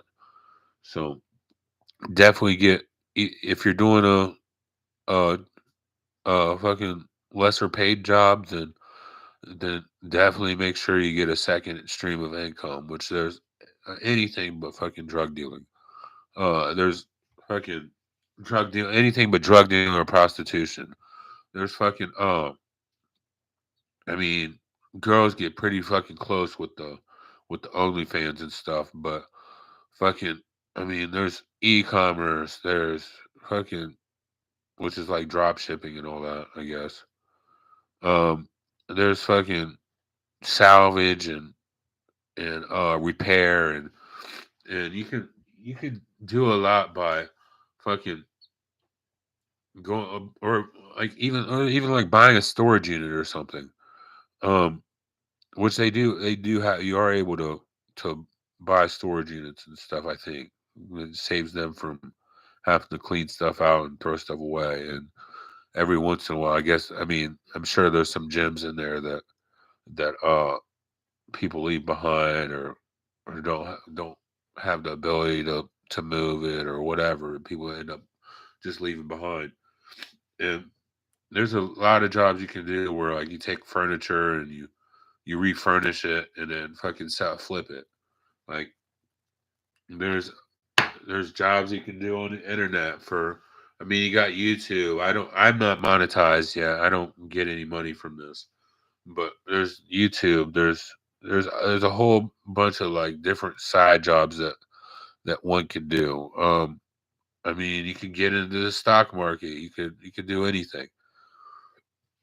So make sure that you have enough money to live, so it doesn't feel like work. At least if you have to go and do a methodical job that's kind of slow or maybe even fast paced. That's boring and whatnot. Make sure that you have something that you have a reward at the end of the finish line, which is the fucking which is payday.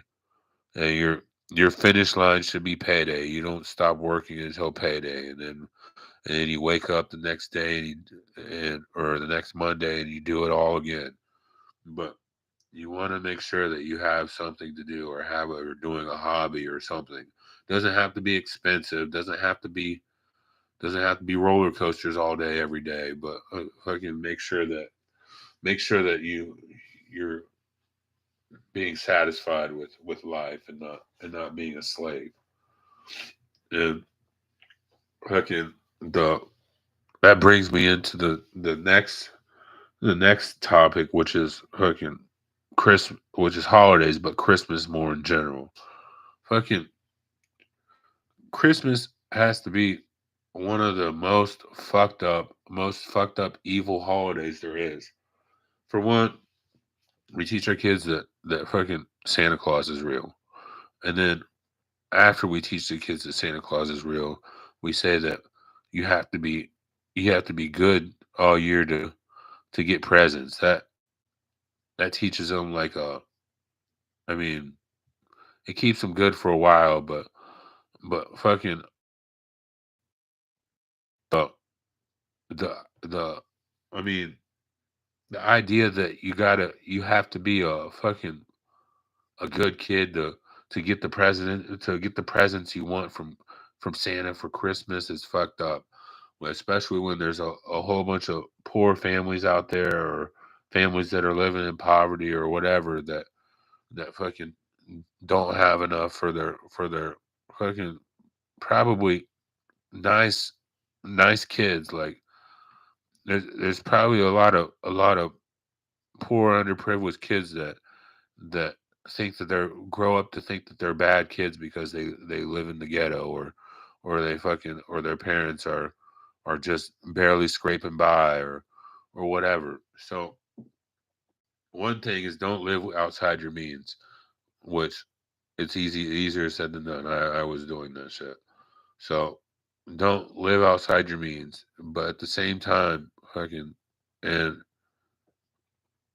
I mean this is more for parents on Christmas, but they market they market Christmas towards everybody, and I mean that's another thing that's fucked up about Christmas because if you don't have any family or don't have anybody or don't have anywhere to go for Christmas or even get to have a Christmas dinner or anything like that, then you're all alone and you feel like, I mean, after 5 years, 10 years of not having anybody for Christmas or not doing anything for Christmas or anything like that, then I'm sure it would probably get to be bearable. But I can't imagine fucking not having any kind of family and then on top of that, I mean, my family, we don't do anything for Christmas. We don't do gift exchange or anything like that. So, but fucking, I just can't imagine fucking having a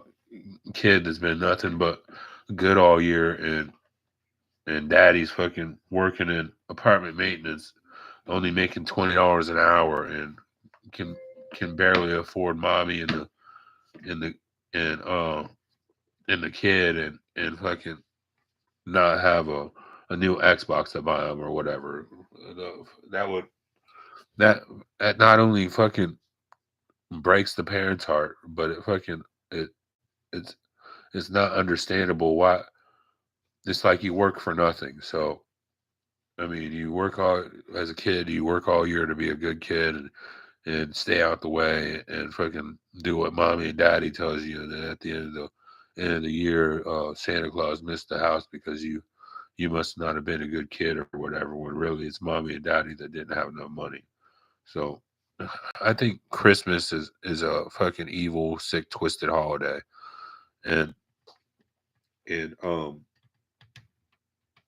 with that being said, there's definitely other holidays where you're expected to buy somebody something, and which I think is fucking fucked up. Like you should be buying your kids enough presents all throughout the year that they don't get at Christmas. Like that's how it should be. Like, but to be expected to save up money and do it all in the last 2 months of Black Friday to Christmas, like that's fucking it's highly unrealistic for the middle class working person and anybody lower than that. And fucking it's not very fair to the kids and not very fair to the parents. You feel like you're bad parents because you're not making enough for your kids, and then you feel like and then your kids feel like they're bad kids because they don't they don't understand that Santa Claus isn't real. But the schools teach it and all that stuff. Like the schools will teach Santa Claus, but they won't teach like the good lessons from the Bible. Like it makes no sense. Or really what the schools need, well, with my idea with the fucking New World Order is that there would be like one curriculum for the whole world. So like a one K through 12 curriculum for the whole for the whole world everywhere. And they literally be taught the same stuff at every school. And with that being said, I think that if we all came to a collective idea of what was right and wrong, I think it'd be a lot easier to have one religion for the whole world. And um and whole thing behind fucking Christmas, and I mean, you got Easter where you're supposed to buy an Easter basket, and I mean, your kids can tell if you got them the cheap basket this year, or if you got them the big basket with all the basketballs and the big bunny rabbits and the fucking big squirt guns and all that stuff, or water balloons, and then a whole bunch of candy on top of that. Like after a while, kids start to be able to tell, like man, this is all I'm getting, and fucking. And so Easter's one of those fucked up holidays too, because everybody's. I mean, luckily there's enough people that have like Easter egg hunts or whatever going on that it's not that bad, but fucking it just it's it's a holidays that you buy your kids gifts and you buy your kids presents are fucked up holidays. Like my idea of being a parent is if I had extra money during the year, I would fucking I'd make sure that my kids didn't didn't want any or had everything they wanted or whatever.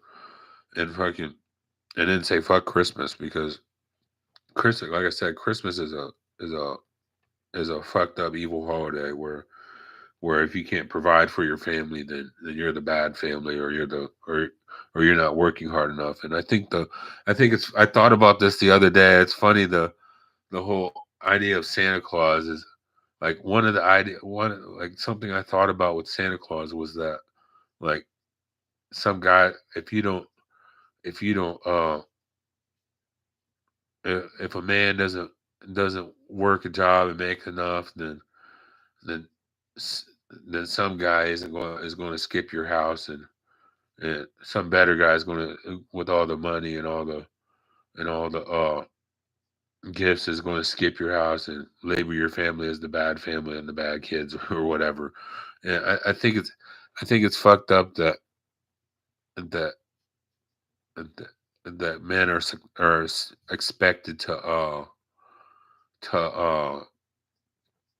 work bust their ass all year, and then uh there's the looming threat that mommy could be kissing Santa Claus or whatever, or the milkman, or the milkman could be providing Christmas. Like I I thought about it the other day, and it's like, damn, it's like Santa's literally to say that like men should be working, or it's like the standard for how hard a man should work. You should be able to get your kids all the presents that they want, or all the things that they want. And fucking as kids get older, the fucking presents get more expensive, and their needs get more expensive. And fucking the cheap little I mean, my parents used to fucking get us gifts from the dollar store, and then we go to Dollar Tree with my mom and or with my mom, and fucking see that like, man, this is where you got our Christmas present. I'm looking around and seeing our Christmas presents here, and it's like fucking like at that point you should have just like that's even sadder. So I mean, like don't live outside your means and make sure that you can afford. I feel like if we did this new world order idea and all the necessities were paid for, having a kid and having a family would be a lot easier. And for a lot of families. And fucking the idea that we can't the idea that we can't live free or or have all the necessities that we need without wondering when they're going to happen, or when they're coming around next, or like I mean, even well, with my new world order idea, there would be no unemployment. Everybody would have a job because there'd be like agencies that could assign you jobs, and kind of like a temp agency, but it'd be more for like a job placement agency. And fucking like it's just if we had, I mean, the only way holidays can really work out is if everybody has all their necessities paid for. Like, there's no person that can afford like all the all the stuff you got to do. Like, I mean, if your kids are in sports, you got a whole bunch of things to fucking pay for in sports. The start of a new school year, you pay fucking. When I was in school, it was like $300 or $400. Now it's probably like triple that. Now it's probably like $1,200 per kid for clothes and shoes and book bag that'll hold up and then if your kids are in college, then fucking you got some books where you got 5 classes and then some books are fucking $300 a piece, like at least 100. So there's a lot of things that we need that we shouldn't be required to fucking pay for, or shouldn't have to have the money and all the answers for. But that's my spiel on fucking holidays and Christmas and all that. To have fun with Christmas and holidays is if everybody's able to have the same things, and if everybody's able to fucking get along and have a happy family, have a happy life. So yeah, with that being said, I think I'm going to end working Christmas theirs. Working Christmas there. I said theirs and there. And fucking and then fucking well, I guess we'll listen to some music for the last 15 minutes, and then fucking I'll take a 10-minute break and then come and start doing this Skout MeetMe live streaming.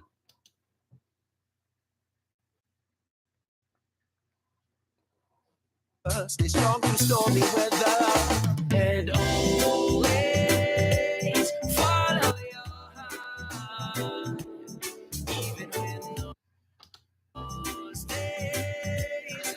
Actually, I'm gonna go take a quick break right now and use the bathroom, and I'll be right back. All has its purpose, as long as you're learning, it's all a part of your journey.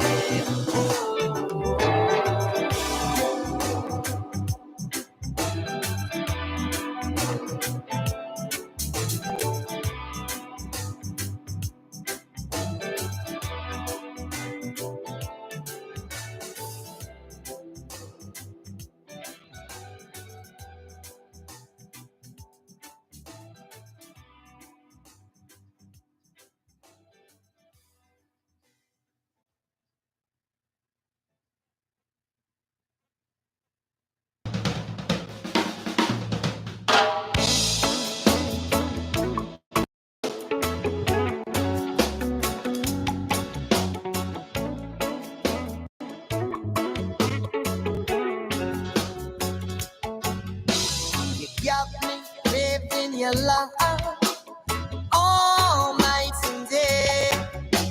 You got me missing your touch all every day. Oh girl, oh girl, oh girl, oh girl. I lay to rest my head. These visions I had dreaming of her, no other. Yet still far away, I'll reach you one way or another. My lover, my heart's beating like a drum in a boot rhythm, so strong, yeah. And you're still far away, I will come your way, won't be long, yeah. Impossible to hold you now. I'll travel to your town. Got me living your love all night and day. You got me missing your touch all every day.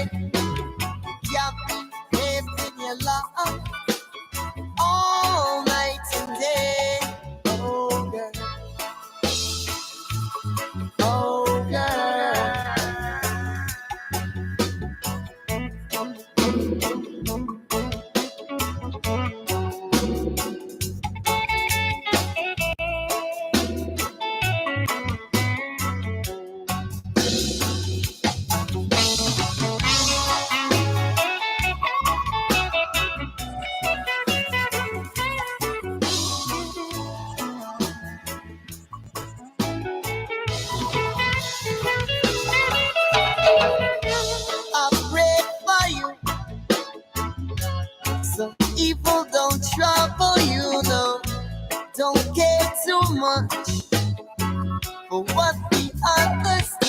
So I lay to rest my visions I can only other, no other. Yet still far away, I'll reach you one day or another.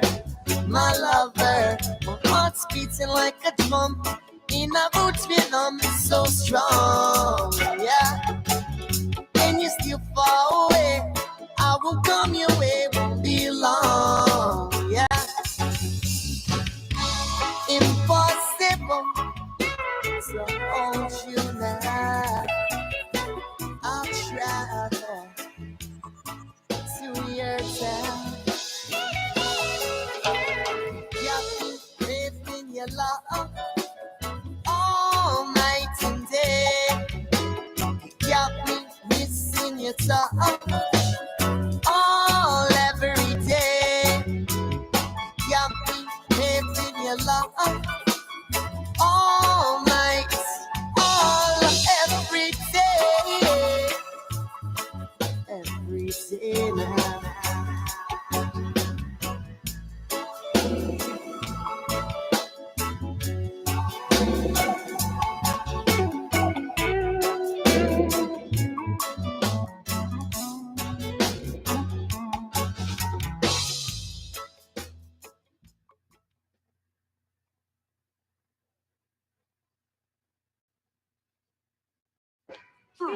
Oh, I know what you're thinking. Oh, has Lucky Auntie gone crazy? I just didn't expect both of you to show up here. Come on. But I guess this is the Kismet Allah chose for us. Go eat, take a eat. Very nice, good boy.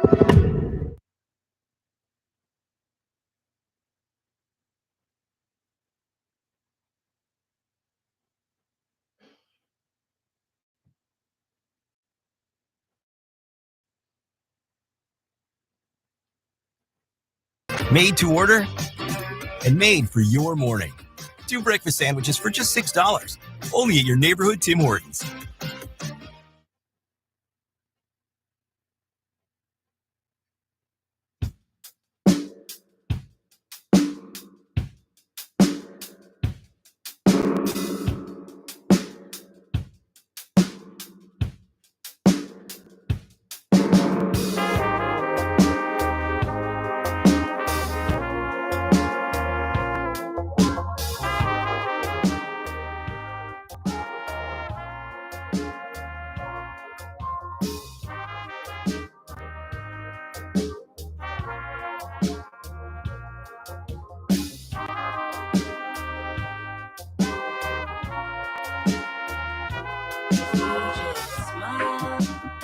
Even for a little while, the sun will shine a little brighter. Let the feeling take you higher, higher than the clouds above. With love inside, troubles will drift you for 1,000 miles from here. Never fear if a tear should fall from your eyes. Never let it go, but you got to realize you have one life. It starts with you. Every day is brand new. You got all the tools within yourself. Ever need a hand, I'll be glad to help. We can overcome anything that comes our way. If you just smile, even for a little while, the sun would shine a little brighter. Let the feeling take you higher, higher than the clouds above. With love inside, troubles will drift real far, 1,000 miles from here. Never fear.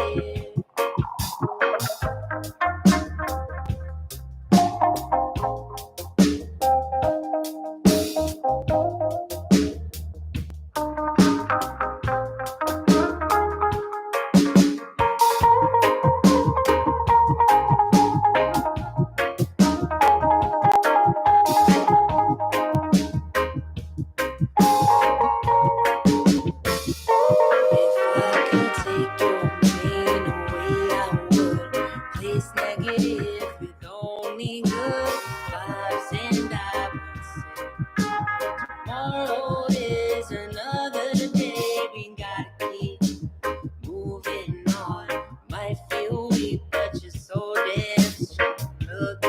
within it, my happiness. You will find this smile, even for a little while. The sun would shine a little brighter. Let the feeling take you higher, higher than the clouds above. With love inside, troubles would drift you far than 1,000 miles from here. Never fear, boy.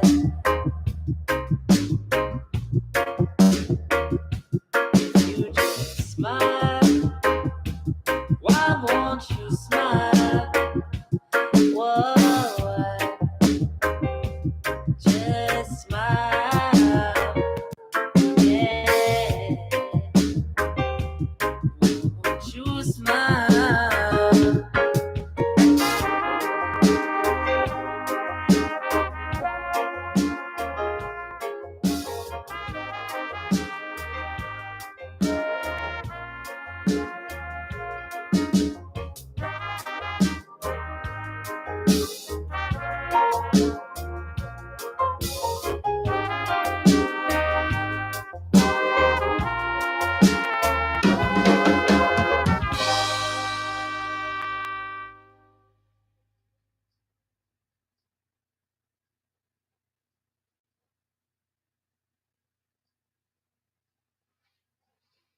Isn't too much hot sauce, is there? I have a sensitive palate.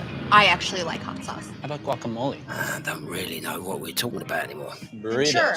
Get more with Geico.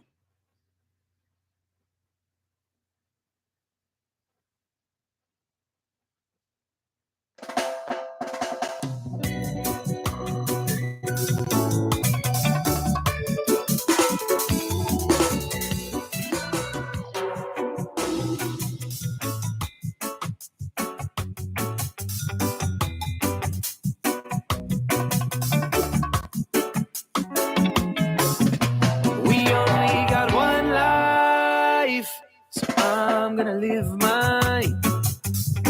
I got my story to tell to the people out there, for anybody listening. Only got one life, so I'm gonna use mine. Help the lost get found, unite them with the sound of 1,000 voices singing. I said one life, one love, many gods up above, spirits within, sing a message of love to the ones who are hurting. No, this ain't the end. Well, the sun, it goes down, but it comes back again. I wanna know, where is the place that you go when your heart is hurting and your head is hung low? Music, sweet music, she takes you away, fills you with hope and nurtures your pain. This is the healing, this is the reason we sing in these songs. So the fullness of joy can be felt when everybody sings along.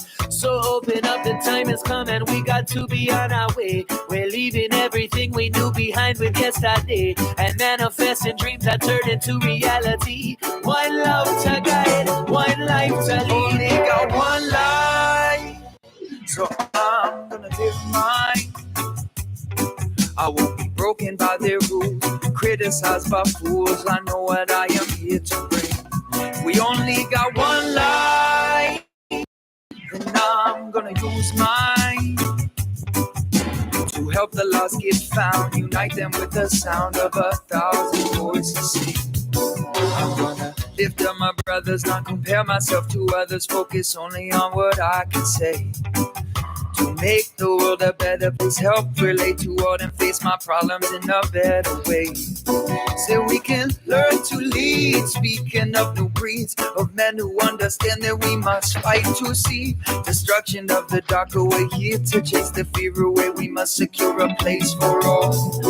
We'll be a light in the dark, blood in the heart, gun at the start, and to see it will part for glorious new dawn of children carry on. The teachings in the mothers and the fathers move along. Say we move, we move along, we move along. Say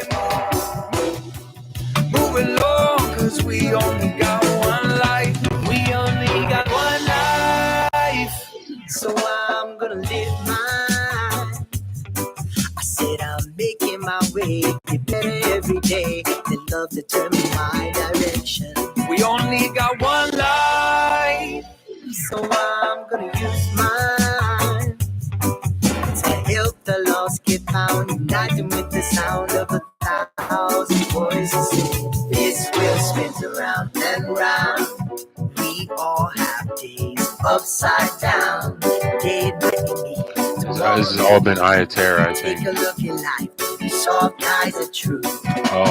Kings and Comrades, the last song, and the song before that was Tribal Seeds.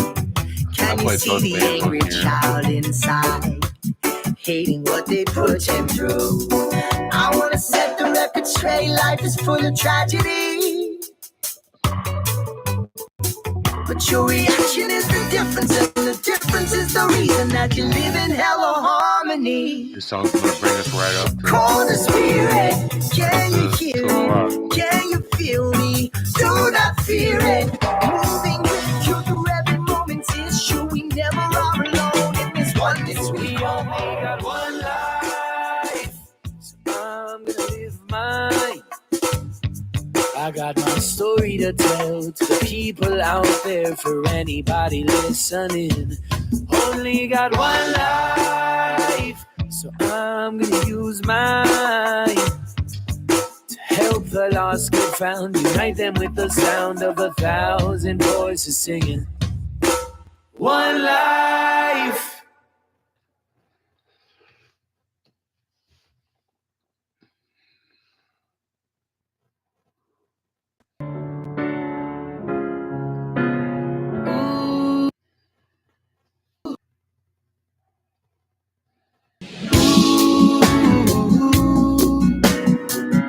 Na na na na na.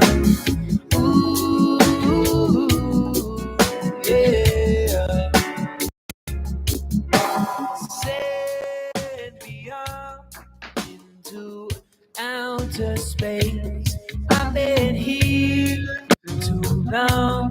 Time to leave this place, and I don't mind if I fly too close to the sun, 'cause I've just begun.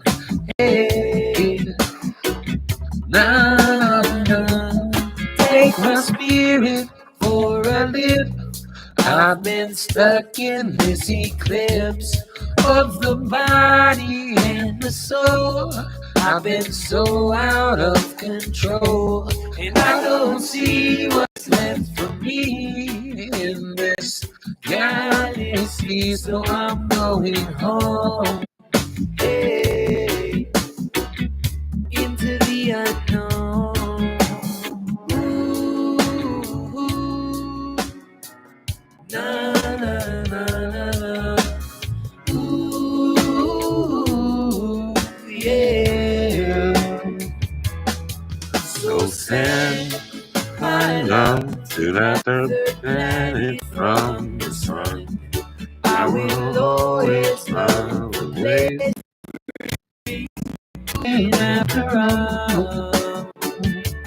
After all, take these songs that I wrote. I don't need them where I'm going. Aliens make sense to me, communicating telepathically. They accept me for who I am, even though I'm just a man. We just laugh and spend the days on a planet far away. Ooh, na na na na. Ooh, yeah. So send my love to that third planet from the sun. I will always love the place where I come from. But now I'm free, floating through the galaxy. I found something to believe in after all. After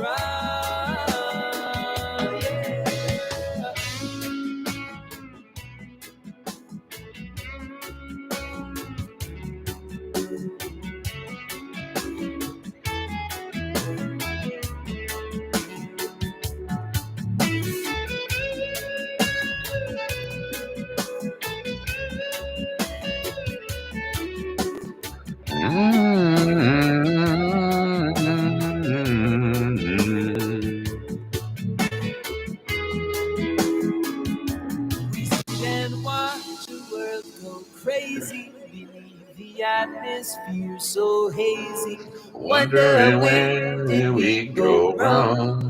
All the wars and all the bombs and the weapons of destruction, atomic, nuclear eruptions are so senseless from this perspective. We forgot we're all connected. Ooh, na na na. Ooh, yeah. So say my love. To that third planet from the sun. Oh shit. I got into this song. Forgot to do Skout. Floating through the galaxy. I found something to believe in after all. After all.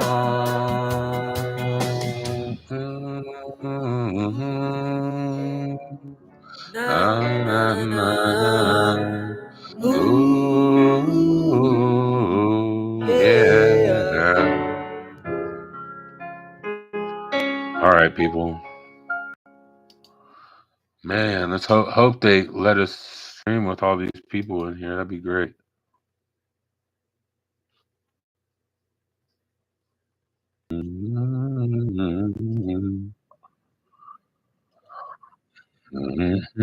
Hey, everybody that's in the stream, if you're still here in like 30 seconds, and I'm gonna copy and paste this in, and I'll be back here in a second.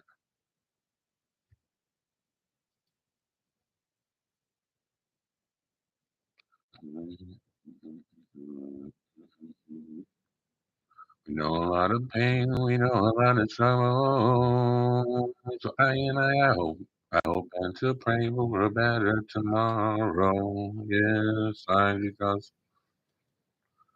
All right, I got to turn that off because I'm gonna be singing, singing to that. I forget that's not on fucking. You can't hear it, so it sounds like I'm just saying nothing. But what's the point of living?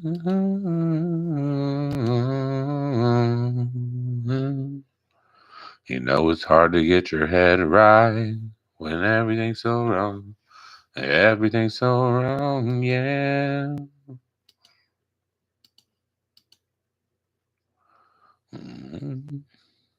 What's up, man? Not shit. What are you up to? Fucking hanging out, talking to people on stream, doing a dual stream on YouTube right now.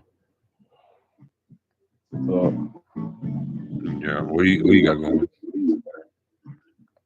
I'm mad at the world, but I'm doing all right, I guess. In this world, but yeah, I'm mad at the world. You said you're mad at the world? Yeah. Why's that? Not really mad at the world, but I'm mad at this one particular person.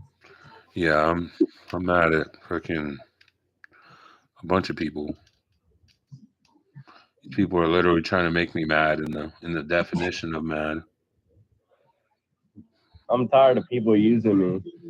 Yeah, people think that they have something to say or that they're the Getting up to me, always asking for something, and they ain't doing shit when I'm working my ass off trying to just barely make it. Yeah. And everybody's asking for, hey, give me this, hey, give me that, hey, can you do this for me? And hey, do I get any favors back? Fuck no. Yeah. I mean, I'm gonna look out for the people that Nice guy. that looked out for me, but I need all the people to fucking point out all the losers that tried to talk over me or act like they had something to say. So yeah, I'm definitely going to look out for the A1 day ones, the people that met me from the first time and liked me and didn't try to lie. I was crazy. But I'm gonna favor you, man.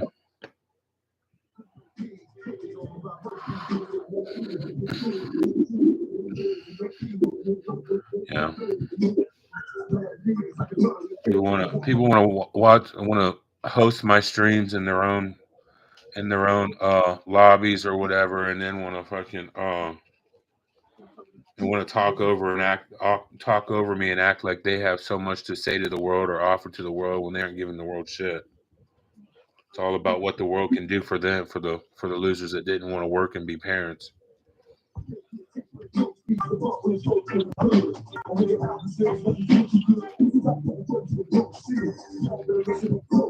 Yeah, fuck them. I don't care about them. They can go die somewhere for all I care. That's what they was going to do anyways. But I appreciate it, man. Peace.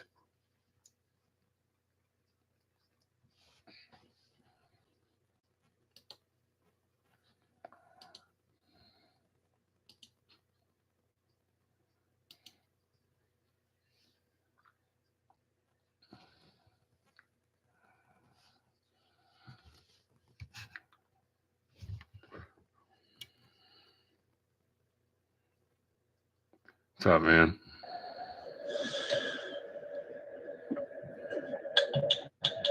Go back to AFK to bots. Just put it on 99 bots, dude. Yeah, because I don't have a team.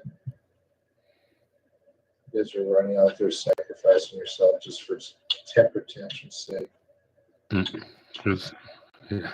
Yeah, dude. That's all it's amounted to. You're not actually good at Fortnite.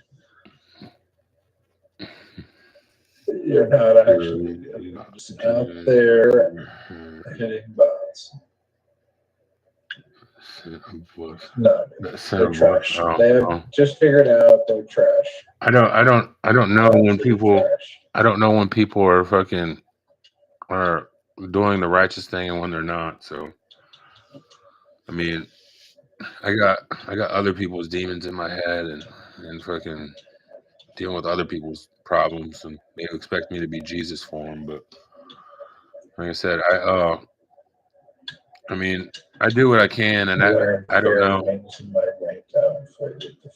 I don't expect the losers to be appreciative of it. So I didn't get to level 200 for yeah, I mean that's true. He's both though. Freaking God only talks in my head when things are getting out of or going crazy. Somehow you nab somebody, I'm sure it's like, yeah, I mean, God definitely will. I'm sure that's God. Yeah, I'm sure it's God. And it's a calming voice, and it's always right. You know, fucking people in my head are the ones that are. People in my heads are the one. People in hell are the ones that's in my head, fucking making shit up. What are you talking about over here? Why are you about to smoke cigarettes? Talking to the person in the chat. Ex Satan is here. I don't believe in Satan or the devil.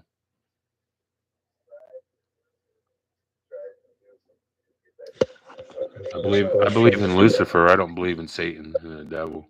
You believe in exercise? Do you believe in being anything?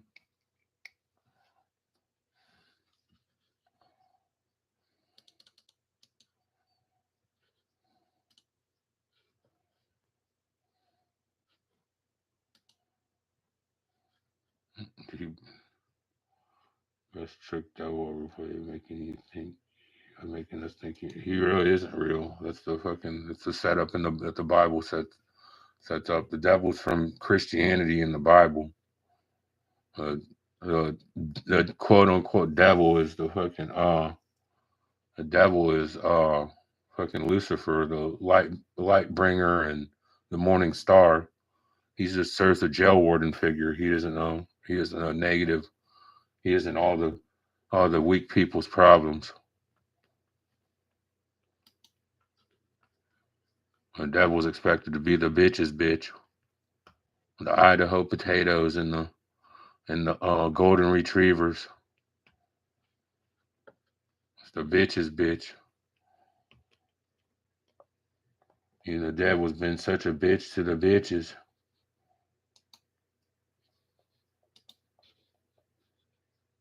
I gotta restart the stream. If you want to rejoin, you can.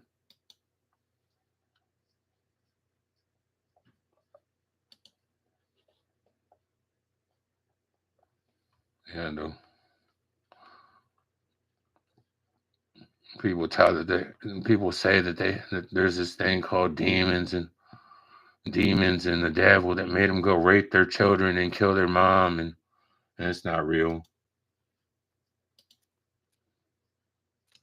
The devil's just like God, where he doesn't say much. The devil, what we call the devil. We're just so used to calling him the devil.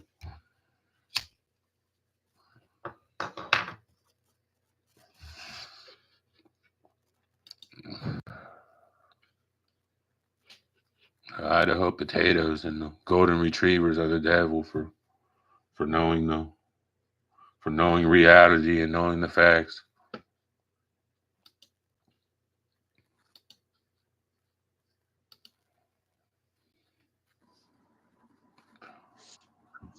Top.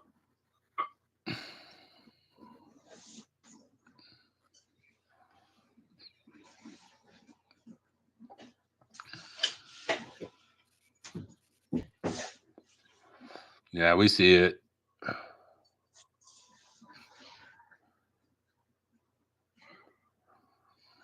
What's up, man?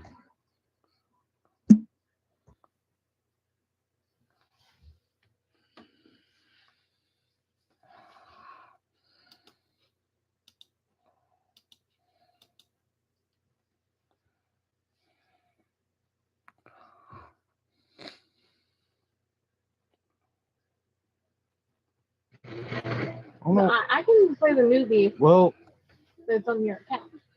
so I have nobody. Yeah. Then why the heck? I don't know what the heck I'm doing. Your character has an earned or bought. All right. Well, let's just go ahead and get started with this. What do I? It's back on.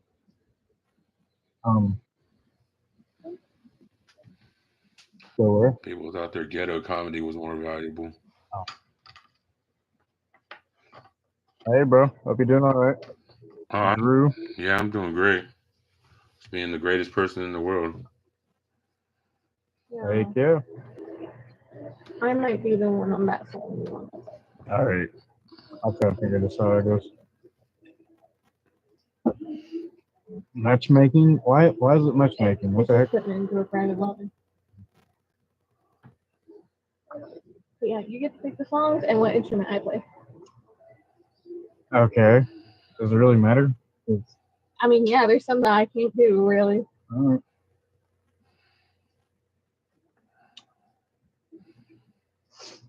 right. Oh, pick. All right. Let's see what we got. Oh, Blueberry Fago.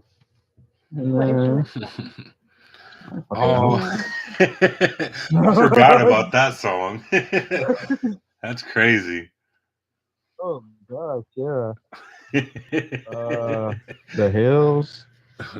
Fucking. What is that one song? And then I pick mine. Yeah, you pick two on. Dodging Baby Mama Drama. Oh, that's a close one. Yeah. What was that song? And, that guy. That guy was good. So I'm doing a rematch if you want to. Yeah, I'm just trying to play around. Wait, yeah, what are you playing? See what the heck this is about. Fortnite Festival. Fortnite Festival. Off-brand Guitar Hero. It's an off-brand guitar. Off-brand Guitar Hero. I don't know. Basically. Nice. My little sister, she finally figured out the Guitar Hero button combo shit. She's been bragging about it, but she doesn't know. She doesn't want to play Budoku Tenkaichi against me. I can't do combo games. It's just Budoku Tenkaichi 3. That's it. That's cool. Yeah, we got a 64 somewhere as well. Oh, I yeah. wanted to bust out the PlayStation 2 and play some of the Abe's Oddworld. What was off it? of PlayStation 1. Abe's Oddworld. Never heard of that. It's off of PS1. Oh, okay. Uh, I remember the remember, fucking Tony Hawk Pro Skater and what else? Yeah. It was a little bit before that. Oh, it was yeah. around the time whenever Red Lagoon came out. I don't remember that one either. 1 second. I'll be right back. Banjo and Kazooie just came out at that time. Hey, I'm gonna favor you just in case you good? we get disconnected. All right, I'll be back. Yeah. All right. And yeah, that's how you He's meet people. the chillest one you've met. Yeah. I don't even know. I honestly don't know how to favor people though. That's the problem. No. I really need to.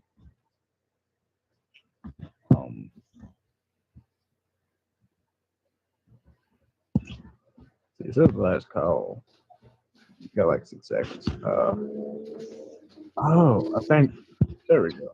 I figured him. I think it is. There we go.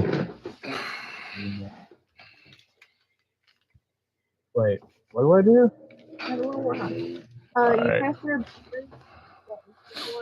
Yeah, I'm just dual streaming here on YouTube. Trying to get my subscribers up. So You on YouTube? Yeah. I'm on YouTube right. Screen sharing. Yeah. Oh my God, it's doing this thing again where it's not going to let me stream.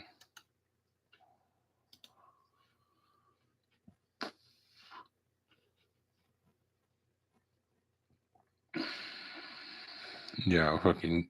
Hey, Paul, I'm about to restart my stream. You can join back again here in like 30 seconds.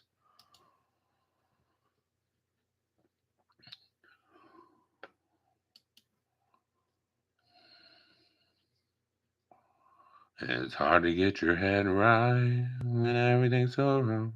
Everything's so wrong, yeah. When everything's so wrong, yeah. I wanna fall asleep at night. Baby by my side, see everything's alright. And so things in life that money can't buy to bring you peace of mind and make you feel so irate. See, Jah would never deny me. I'm singing music all along.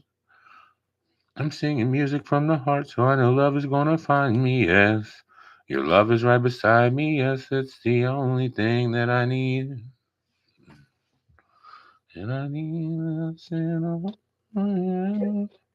What's up, man? Money Motivator. Sweet name. We can help you secure your future by getting you a generous settlement for missed work and property damage. Live on YouTube right now, dual streaming. So, if there's anything you want to tell the world, maybe some money motivation or whatever. After that, just tell them about you little pickle face looking ass, goat looking ass boy. That's all you had to say. Oh, confused looking ass. How am I confused? You're obviously confused. Look at your haircut. Looks like you got in a fight with some scissors.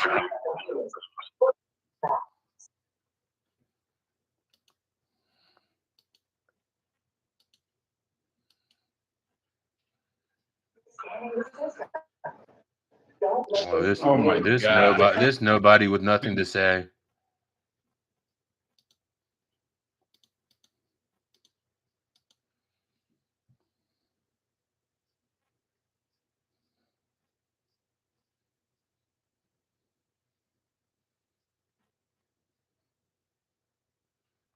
What's up? What's up? I had a racist ass person earlier, and he didn't Really? want to verse himself. Yeah, there's a fucking lot of them on here. But yeah, no, I'm dealing with some people in fucking real life, so I mean, this ain't touch me. Bet. Yeah. Where you from? Ohio. Yeah, white fantasy land. For sure. Yeah.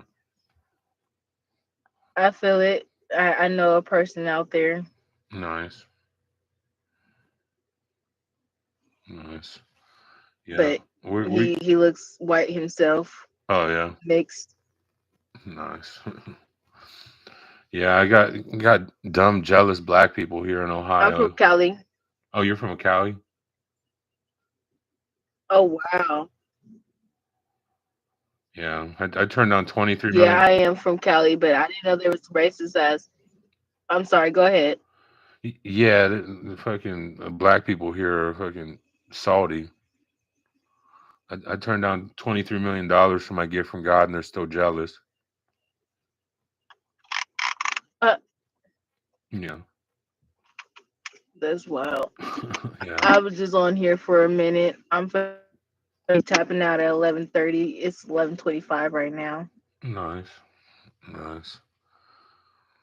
Oh yeah, you're in California. That's right. Yeah, it's fucking it's Don't. 2:30 here. 2:26. You in the Yeah, I know it's like 3 hours ahead yeah. or 4 hours ahead. Are you in the driveway? Oh, okay. Parking lot. Oh, okay. I mean, you're home or you out fucking hanging out. I'm out and about thugging it out right now. Nice. My dude's away right now, and I don't feel like dealing with bullshit, so I'm away. Yeah. Yeah. Yeah, I mean, sometimes it happens like I said, man, but I meant to say, ma'am. Sometimes it happens like that. Freaking. No, you're Sometimes it happens like you're that. I good. don't know what kind of bullshit you're referring to, but relationships can be a lot of bullshit.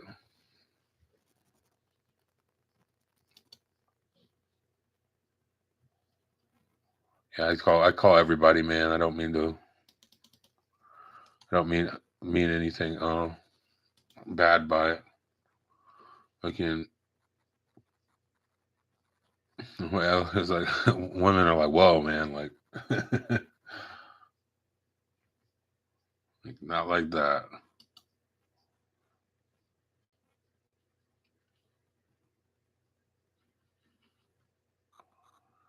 So I wanna fall asleep at night.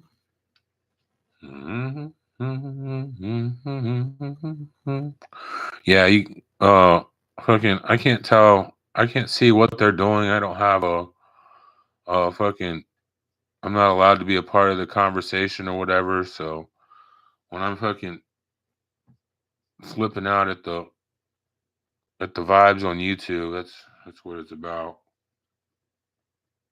Look to YouTube to give me the fucking the feels. And it's fucking but they do that to make me look crazy, and then other times I'm like, how is he doing this? How is he doing this? But YouTube fucking bet me $2.3 billion on a $2.3 billion submarine out the same night that they're betting me billions on the TV.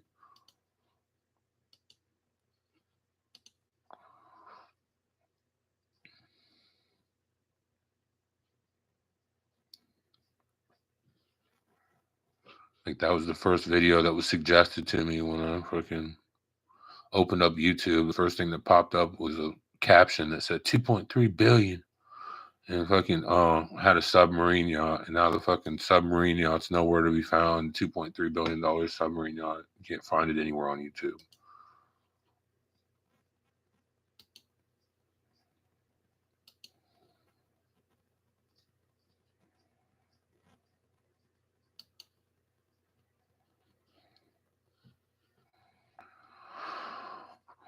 What's up? How are you? You know what? That's my call waiting. Thank you. Nice.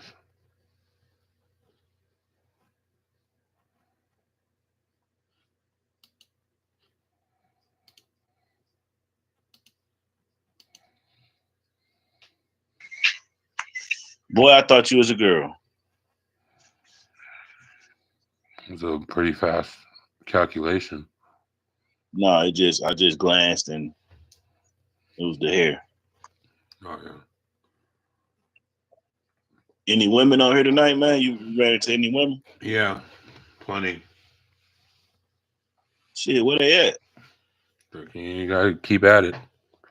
Did you pull a couple of them? No, not today. I got me like 2 to 3 of them. They was telling me to DM them and shit. You know what I'm saying? Nice, getting them DMs. Yeah. They said they was into long distance relationships and shit like that. I mean, I don't know. I could if I had my money and was being single, but I need a fucking. Oh, see, you got the wrong mindset. It's not about your money. It's about their money. I don't want to.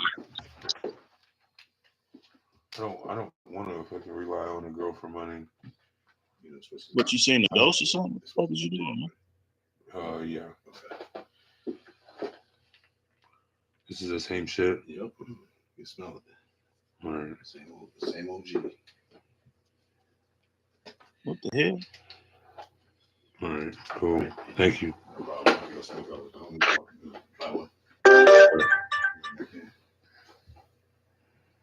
You good, big homie? Yeah, just getting some bud. Oh, okay. You said it's the same shit. Yeah. That's what's up, man. You got the dealer coming to just bring it to you. Like, hey, here you go. Yeah, me and my brother are trying to get along. That's what's up. You say trying to get along. Yeah. Man, appreciate that, Joe Boo. I'm gonna just call you Joe, man, because I don't like calling you Boo. Damn, you calling me Boo and shit. That could kind of make me feel funny, man. You could have just left it at Joe. That's what I'm saying. I gotta just start saying Joe. The guy with the girly eyes. Come on, man. Why you trying to go in on my homies, man? No, I'm talking to you. I'm talking about you. Who got girly eyes? You do.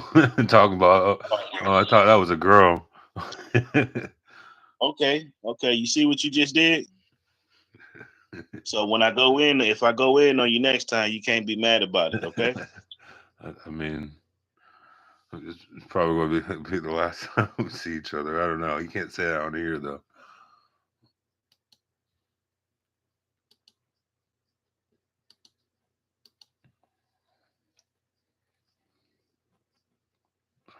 What's up, man? You look so much cooler than me. So much cooler? Yeah. I Like mean, you got a microphone, a headset. I'm doing a YouTube dual stream right now. Like, for reals. You're probably like the coolest person I ever met. I appreciate it. No worries, man. How'd you get this cool? I can just doing the right thing. Like, doing what? I can working, smoking weed, and hanging out with women. Oh, so you get all the bitches because you're this cool. I wouldn't say all the. I don't want any bitches. I want fucking women, but I wouldn't say That's how a cool person would have answered that. That's jam. You made me look stupid. Like, I should take notes right now. I mean, the bitches are listening. Really? I mean, really? I'm just playing around with it. Oh my god, man! I can't keep up with you because you're cooler than me. It's fucking ridiculous. I'm just playing with you. I'm not. I think you're probably the coolest person I ever met in my life. I appreciate that, man. That means a lot to me. I don't know how the fuck that's possible, but it's easy. It's easy to be cool and be a good person and be a nice person and all that. I only step out of character when fucking people fucking bring me out of character. Really? Yeah, but I gotta work on that because I can't picture that because of how cool you look. yeah, appreciate You know it. what I mean? You're welcome, buddy. It's not about looking cool. It's about being cool. God, that was the coolest thing I've ever heard. Yeah. You have anything nice to say about me? I can't see you, but you've been a nice gentleman. See, God damn it. That was a cool way of answering that. Yeah, I mean, Jesus. But can I ask you one thing? What's that? Like, you're the coolest person I ever met, ever. That's cool, man. I'll favor you. Oh shit.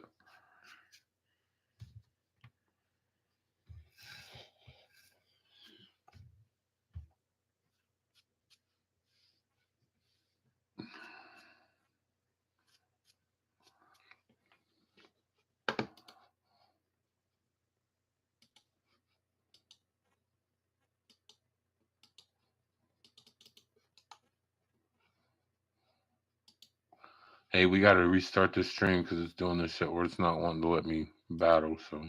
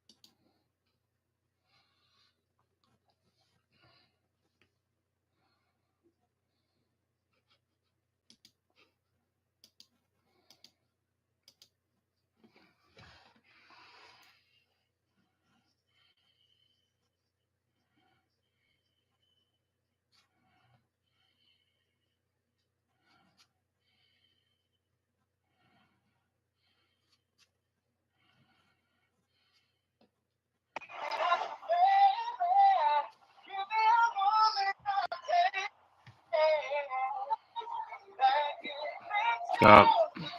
All right, peace.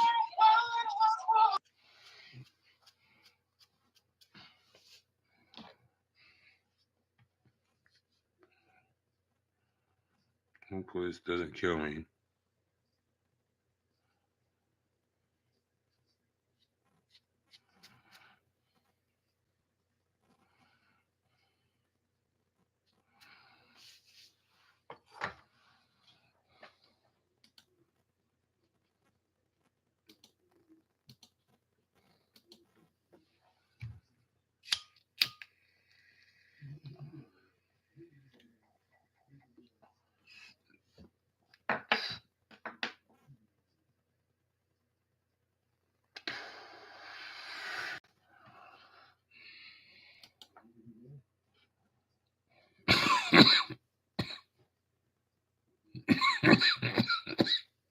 Drew the Prophet. Hey, Drew the Prophet.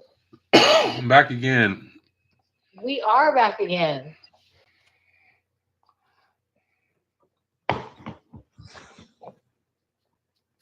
So, are you having a better day? Fuck no. You know the dude I just first? A white fucking dude who wear like inch thick glasses. He wanted to say we can go back and forth with questions and I'll be a gentleman and you can go first, ladies first. And so I asked him a question and he couldn't even come up with an answer. And then he asked me, well, how many children would you have if, tomorrow was the last day you could be making babies? What the fuck is wrong with What kind him? of question is that? Well, that was so nasty because I That's said fucking zero. stupid. I said zero. I said zero. That's and fucking he goes, stupid. and he goes, so you don't want to have any babies before your baby maker goes out? I said, I'm fucking 52, you idiot. Look at my profile. I mean, that's a zero already. Come on now. Yeah. Yes. I get tired of the fucking ignorance. That is man. an ignorant statement. I'll give you that. Oh my God, what the fuck? White narcissist pig. Like he was a white dude with bottle glass eyes. He probably never even put his penis in a vagina. He has the upgrade so he can see his dick.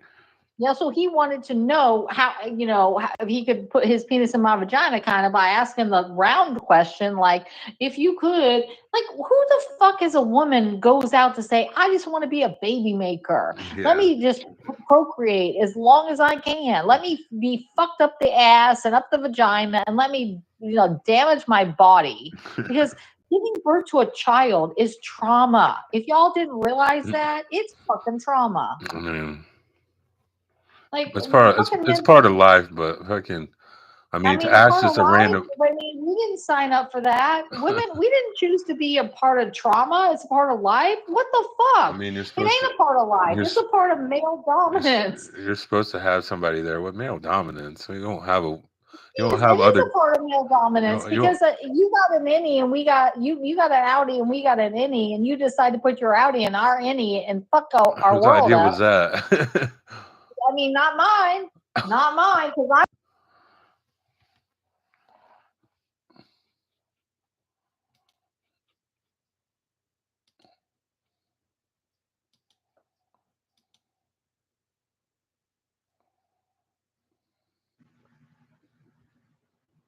What's up?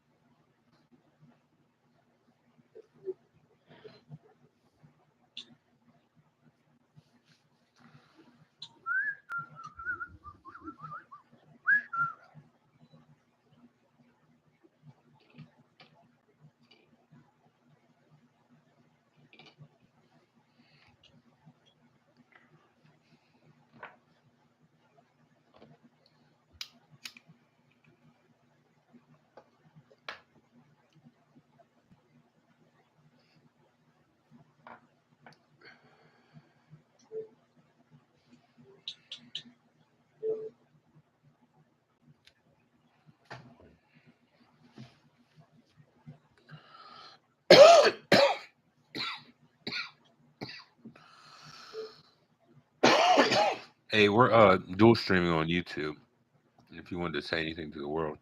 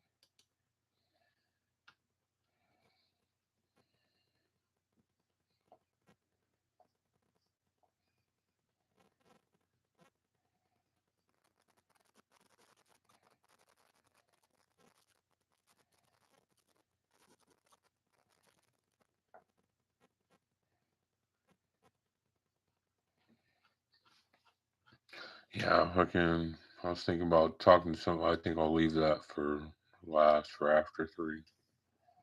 For the after party of the after party of the after party.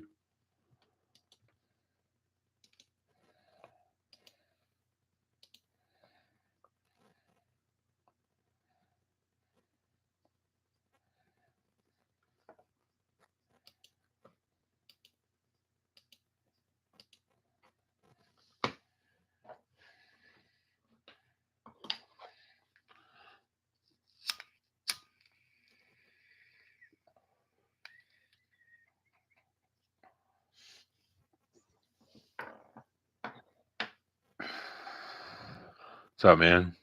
We got Drew. What's going on, Drew? Okay, hanging out, dual streaming Is that on. is that short for Andrew? Yeah. All right, what's going on, Andrew? Okay. We on asking questions. I figure we can go back and forth like ping pong. I'll ask a question, you ask a question, we can go back and forth. All right.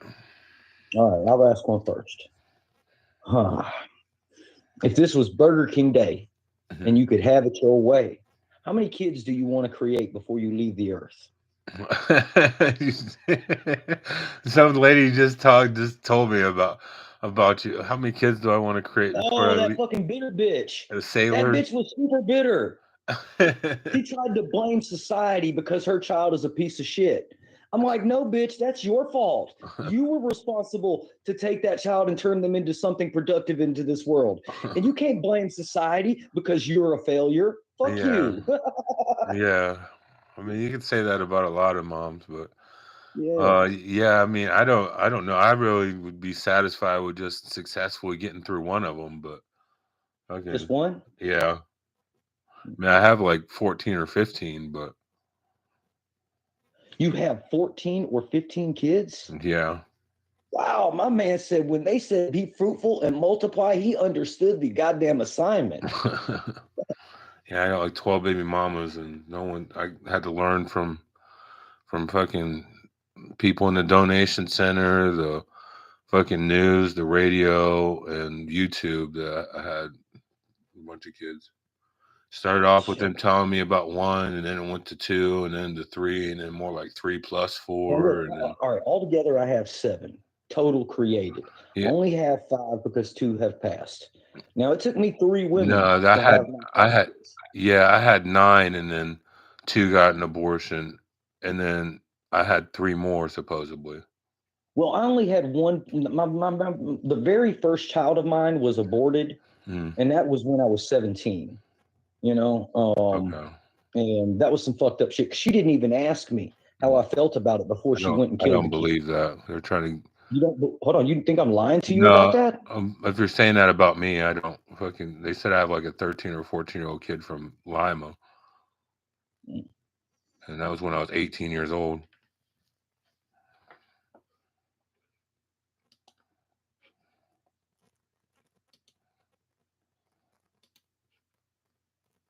They're trying to get rid of the 17-year-old, 18-year-old from Lima. And act like she didn't have a kid with me, and the first person I got my dick in didn't have a kid, and then act like her name wasn't Destiny. Like they want to get rid of her altogether. That's another tactic, evil tactic they want to do. Act like I didn't get a gift from God. What's up? What's up, man? Sorry. Chilling here in Colorado. How about you? Fucking hanging out here in Ohio. I'm doing a dual stream on YouTube right now. Okay. Yeah. That's sweet, man. Did I talk? You wasn't the guy I spoke to earlier, was you? You look familiar. I just did my favorite. I think we spoke earlier. Yeah. You showed me your fucking yard or your garden. Oh yeah, I was outside. Yeah, I was during the daylight. Yeah, I said, is that all weed? And he's like, no, I got some weeds in there, some weeds in the weed garden. The weed garden. Yeah. No, that's sweet, man. Yeah, I wanna be able to have a property like that. I don't know about. Well, in this past 7 years, Colorado told me I wasn't allowed to I'm not allowed to come to Colorado because of the mushrooms. Why? Mushrooms legal. I know. They said, well, don't even try to come to Colorado. What do you mean? That's what they said to me. And I was thinking about going to Denver to do like a mushroom therapy or whatever, and they said, oh, you're not allowed to come to Colorado. And all that. See, yeah, that's sweet. That's sweet, man. I can show you another one somewhere. The last time I did shrooms, I couldn't get high off of them. But there was the last time in 2016, the last time I got high off of them, I had a fucking out of body experience. Oh, yeah. Yeah. Like it took me to a different world and showed me how they live for free and have a free society, and it was crazy, man. Different I've almost got that going on here. Huh? So I've almost got that going on here.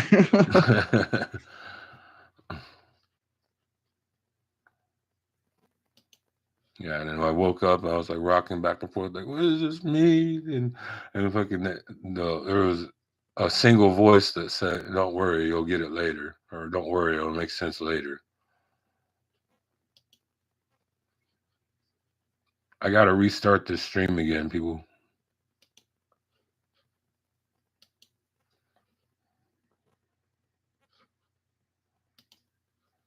I was fucking rocking back and forth on the couch, like crying.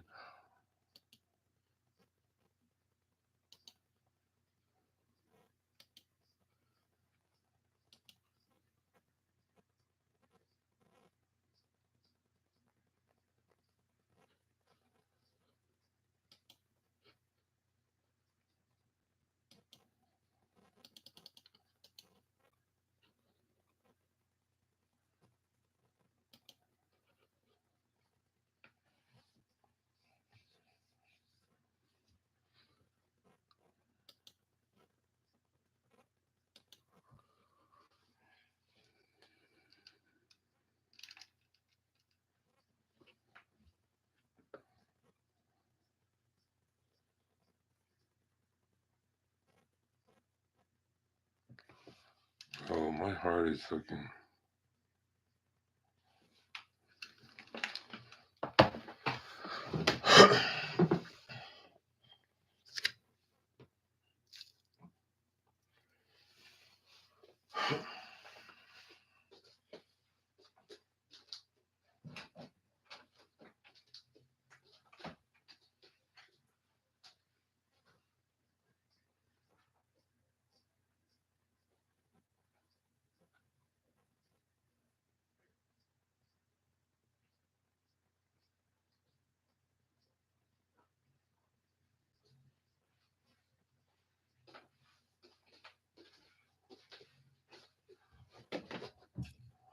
Hey, people, I think I'm going to call it now. I'm going to get off here because my heart's kind of fucking acting funny.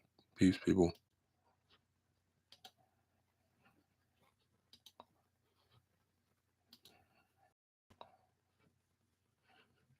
All right, everybody. I'm going to get off of here. I'll probably be on tomorrow, 11:45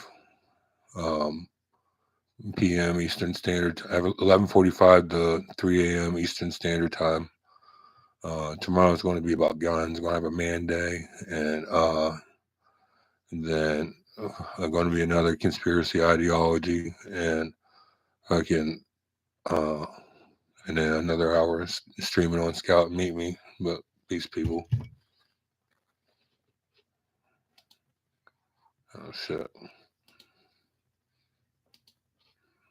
All right, bye.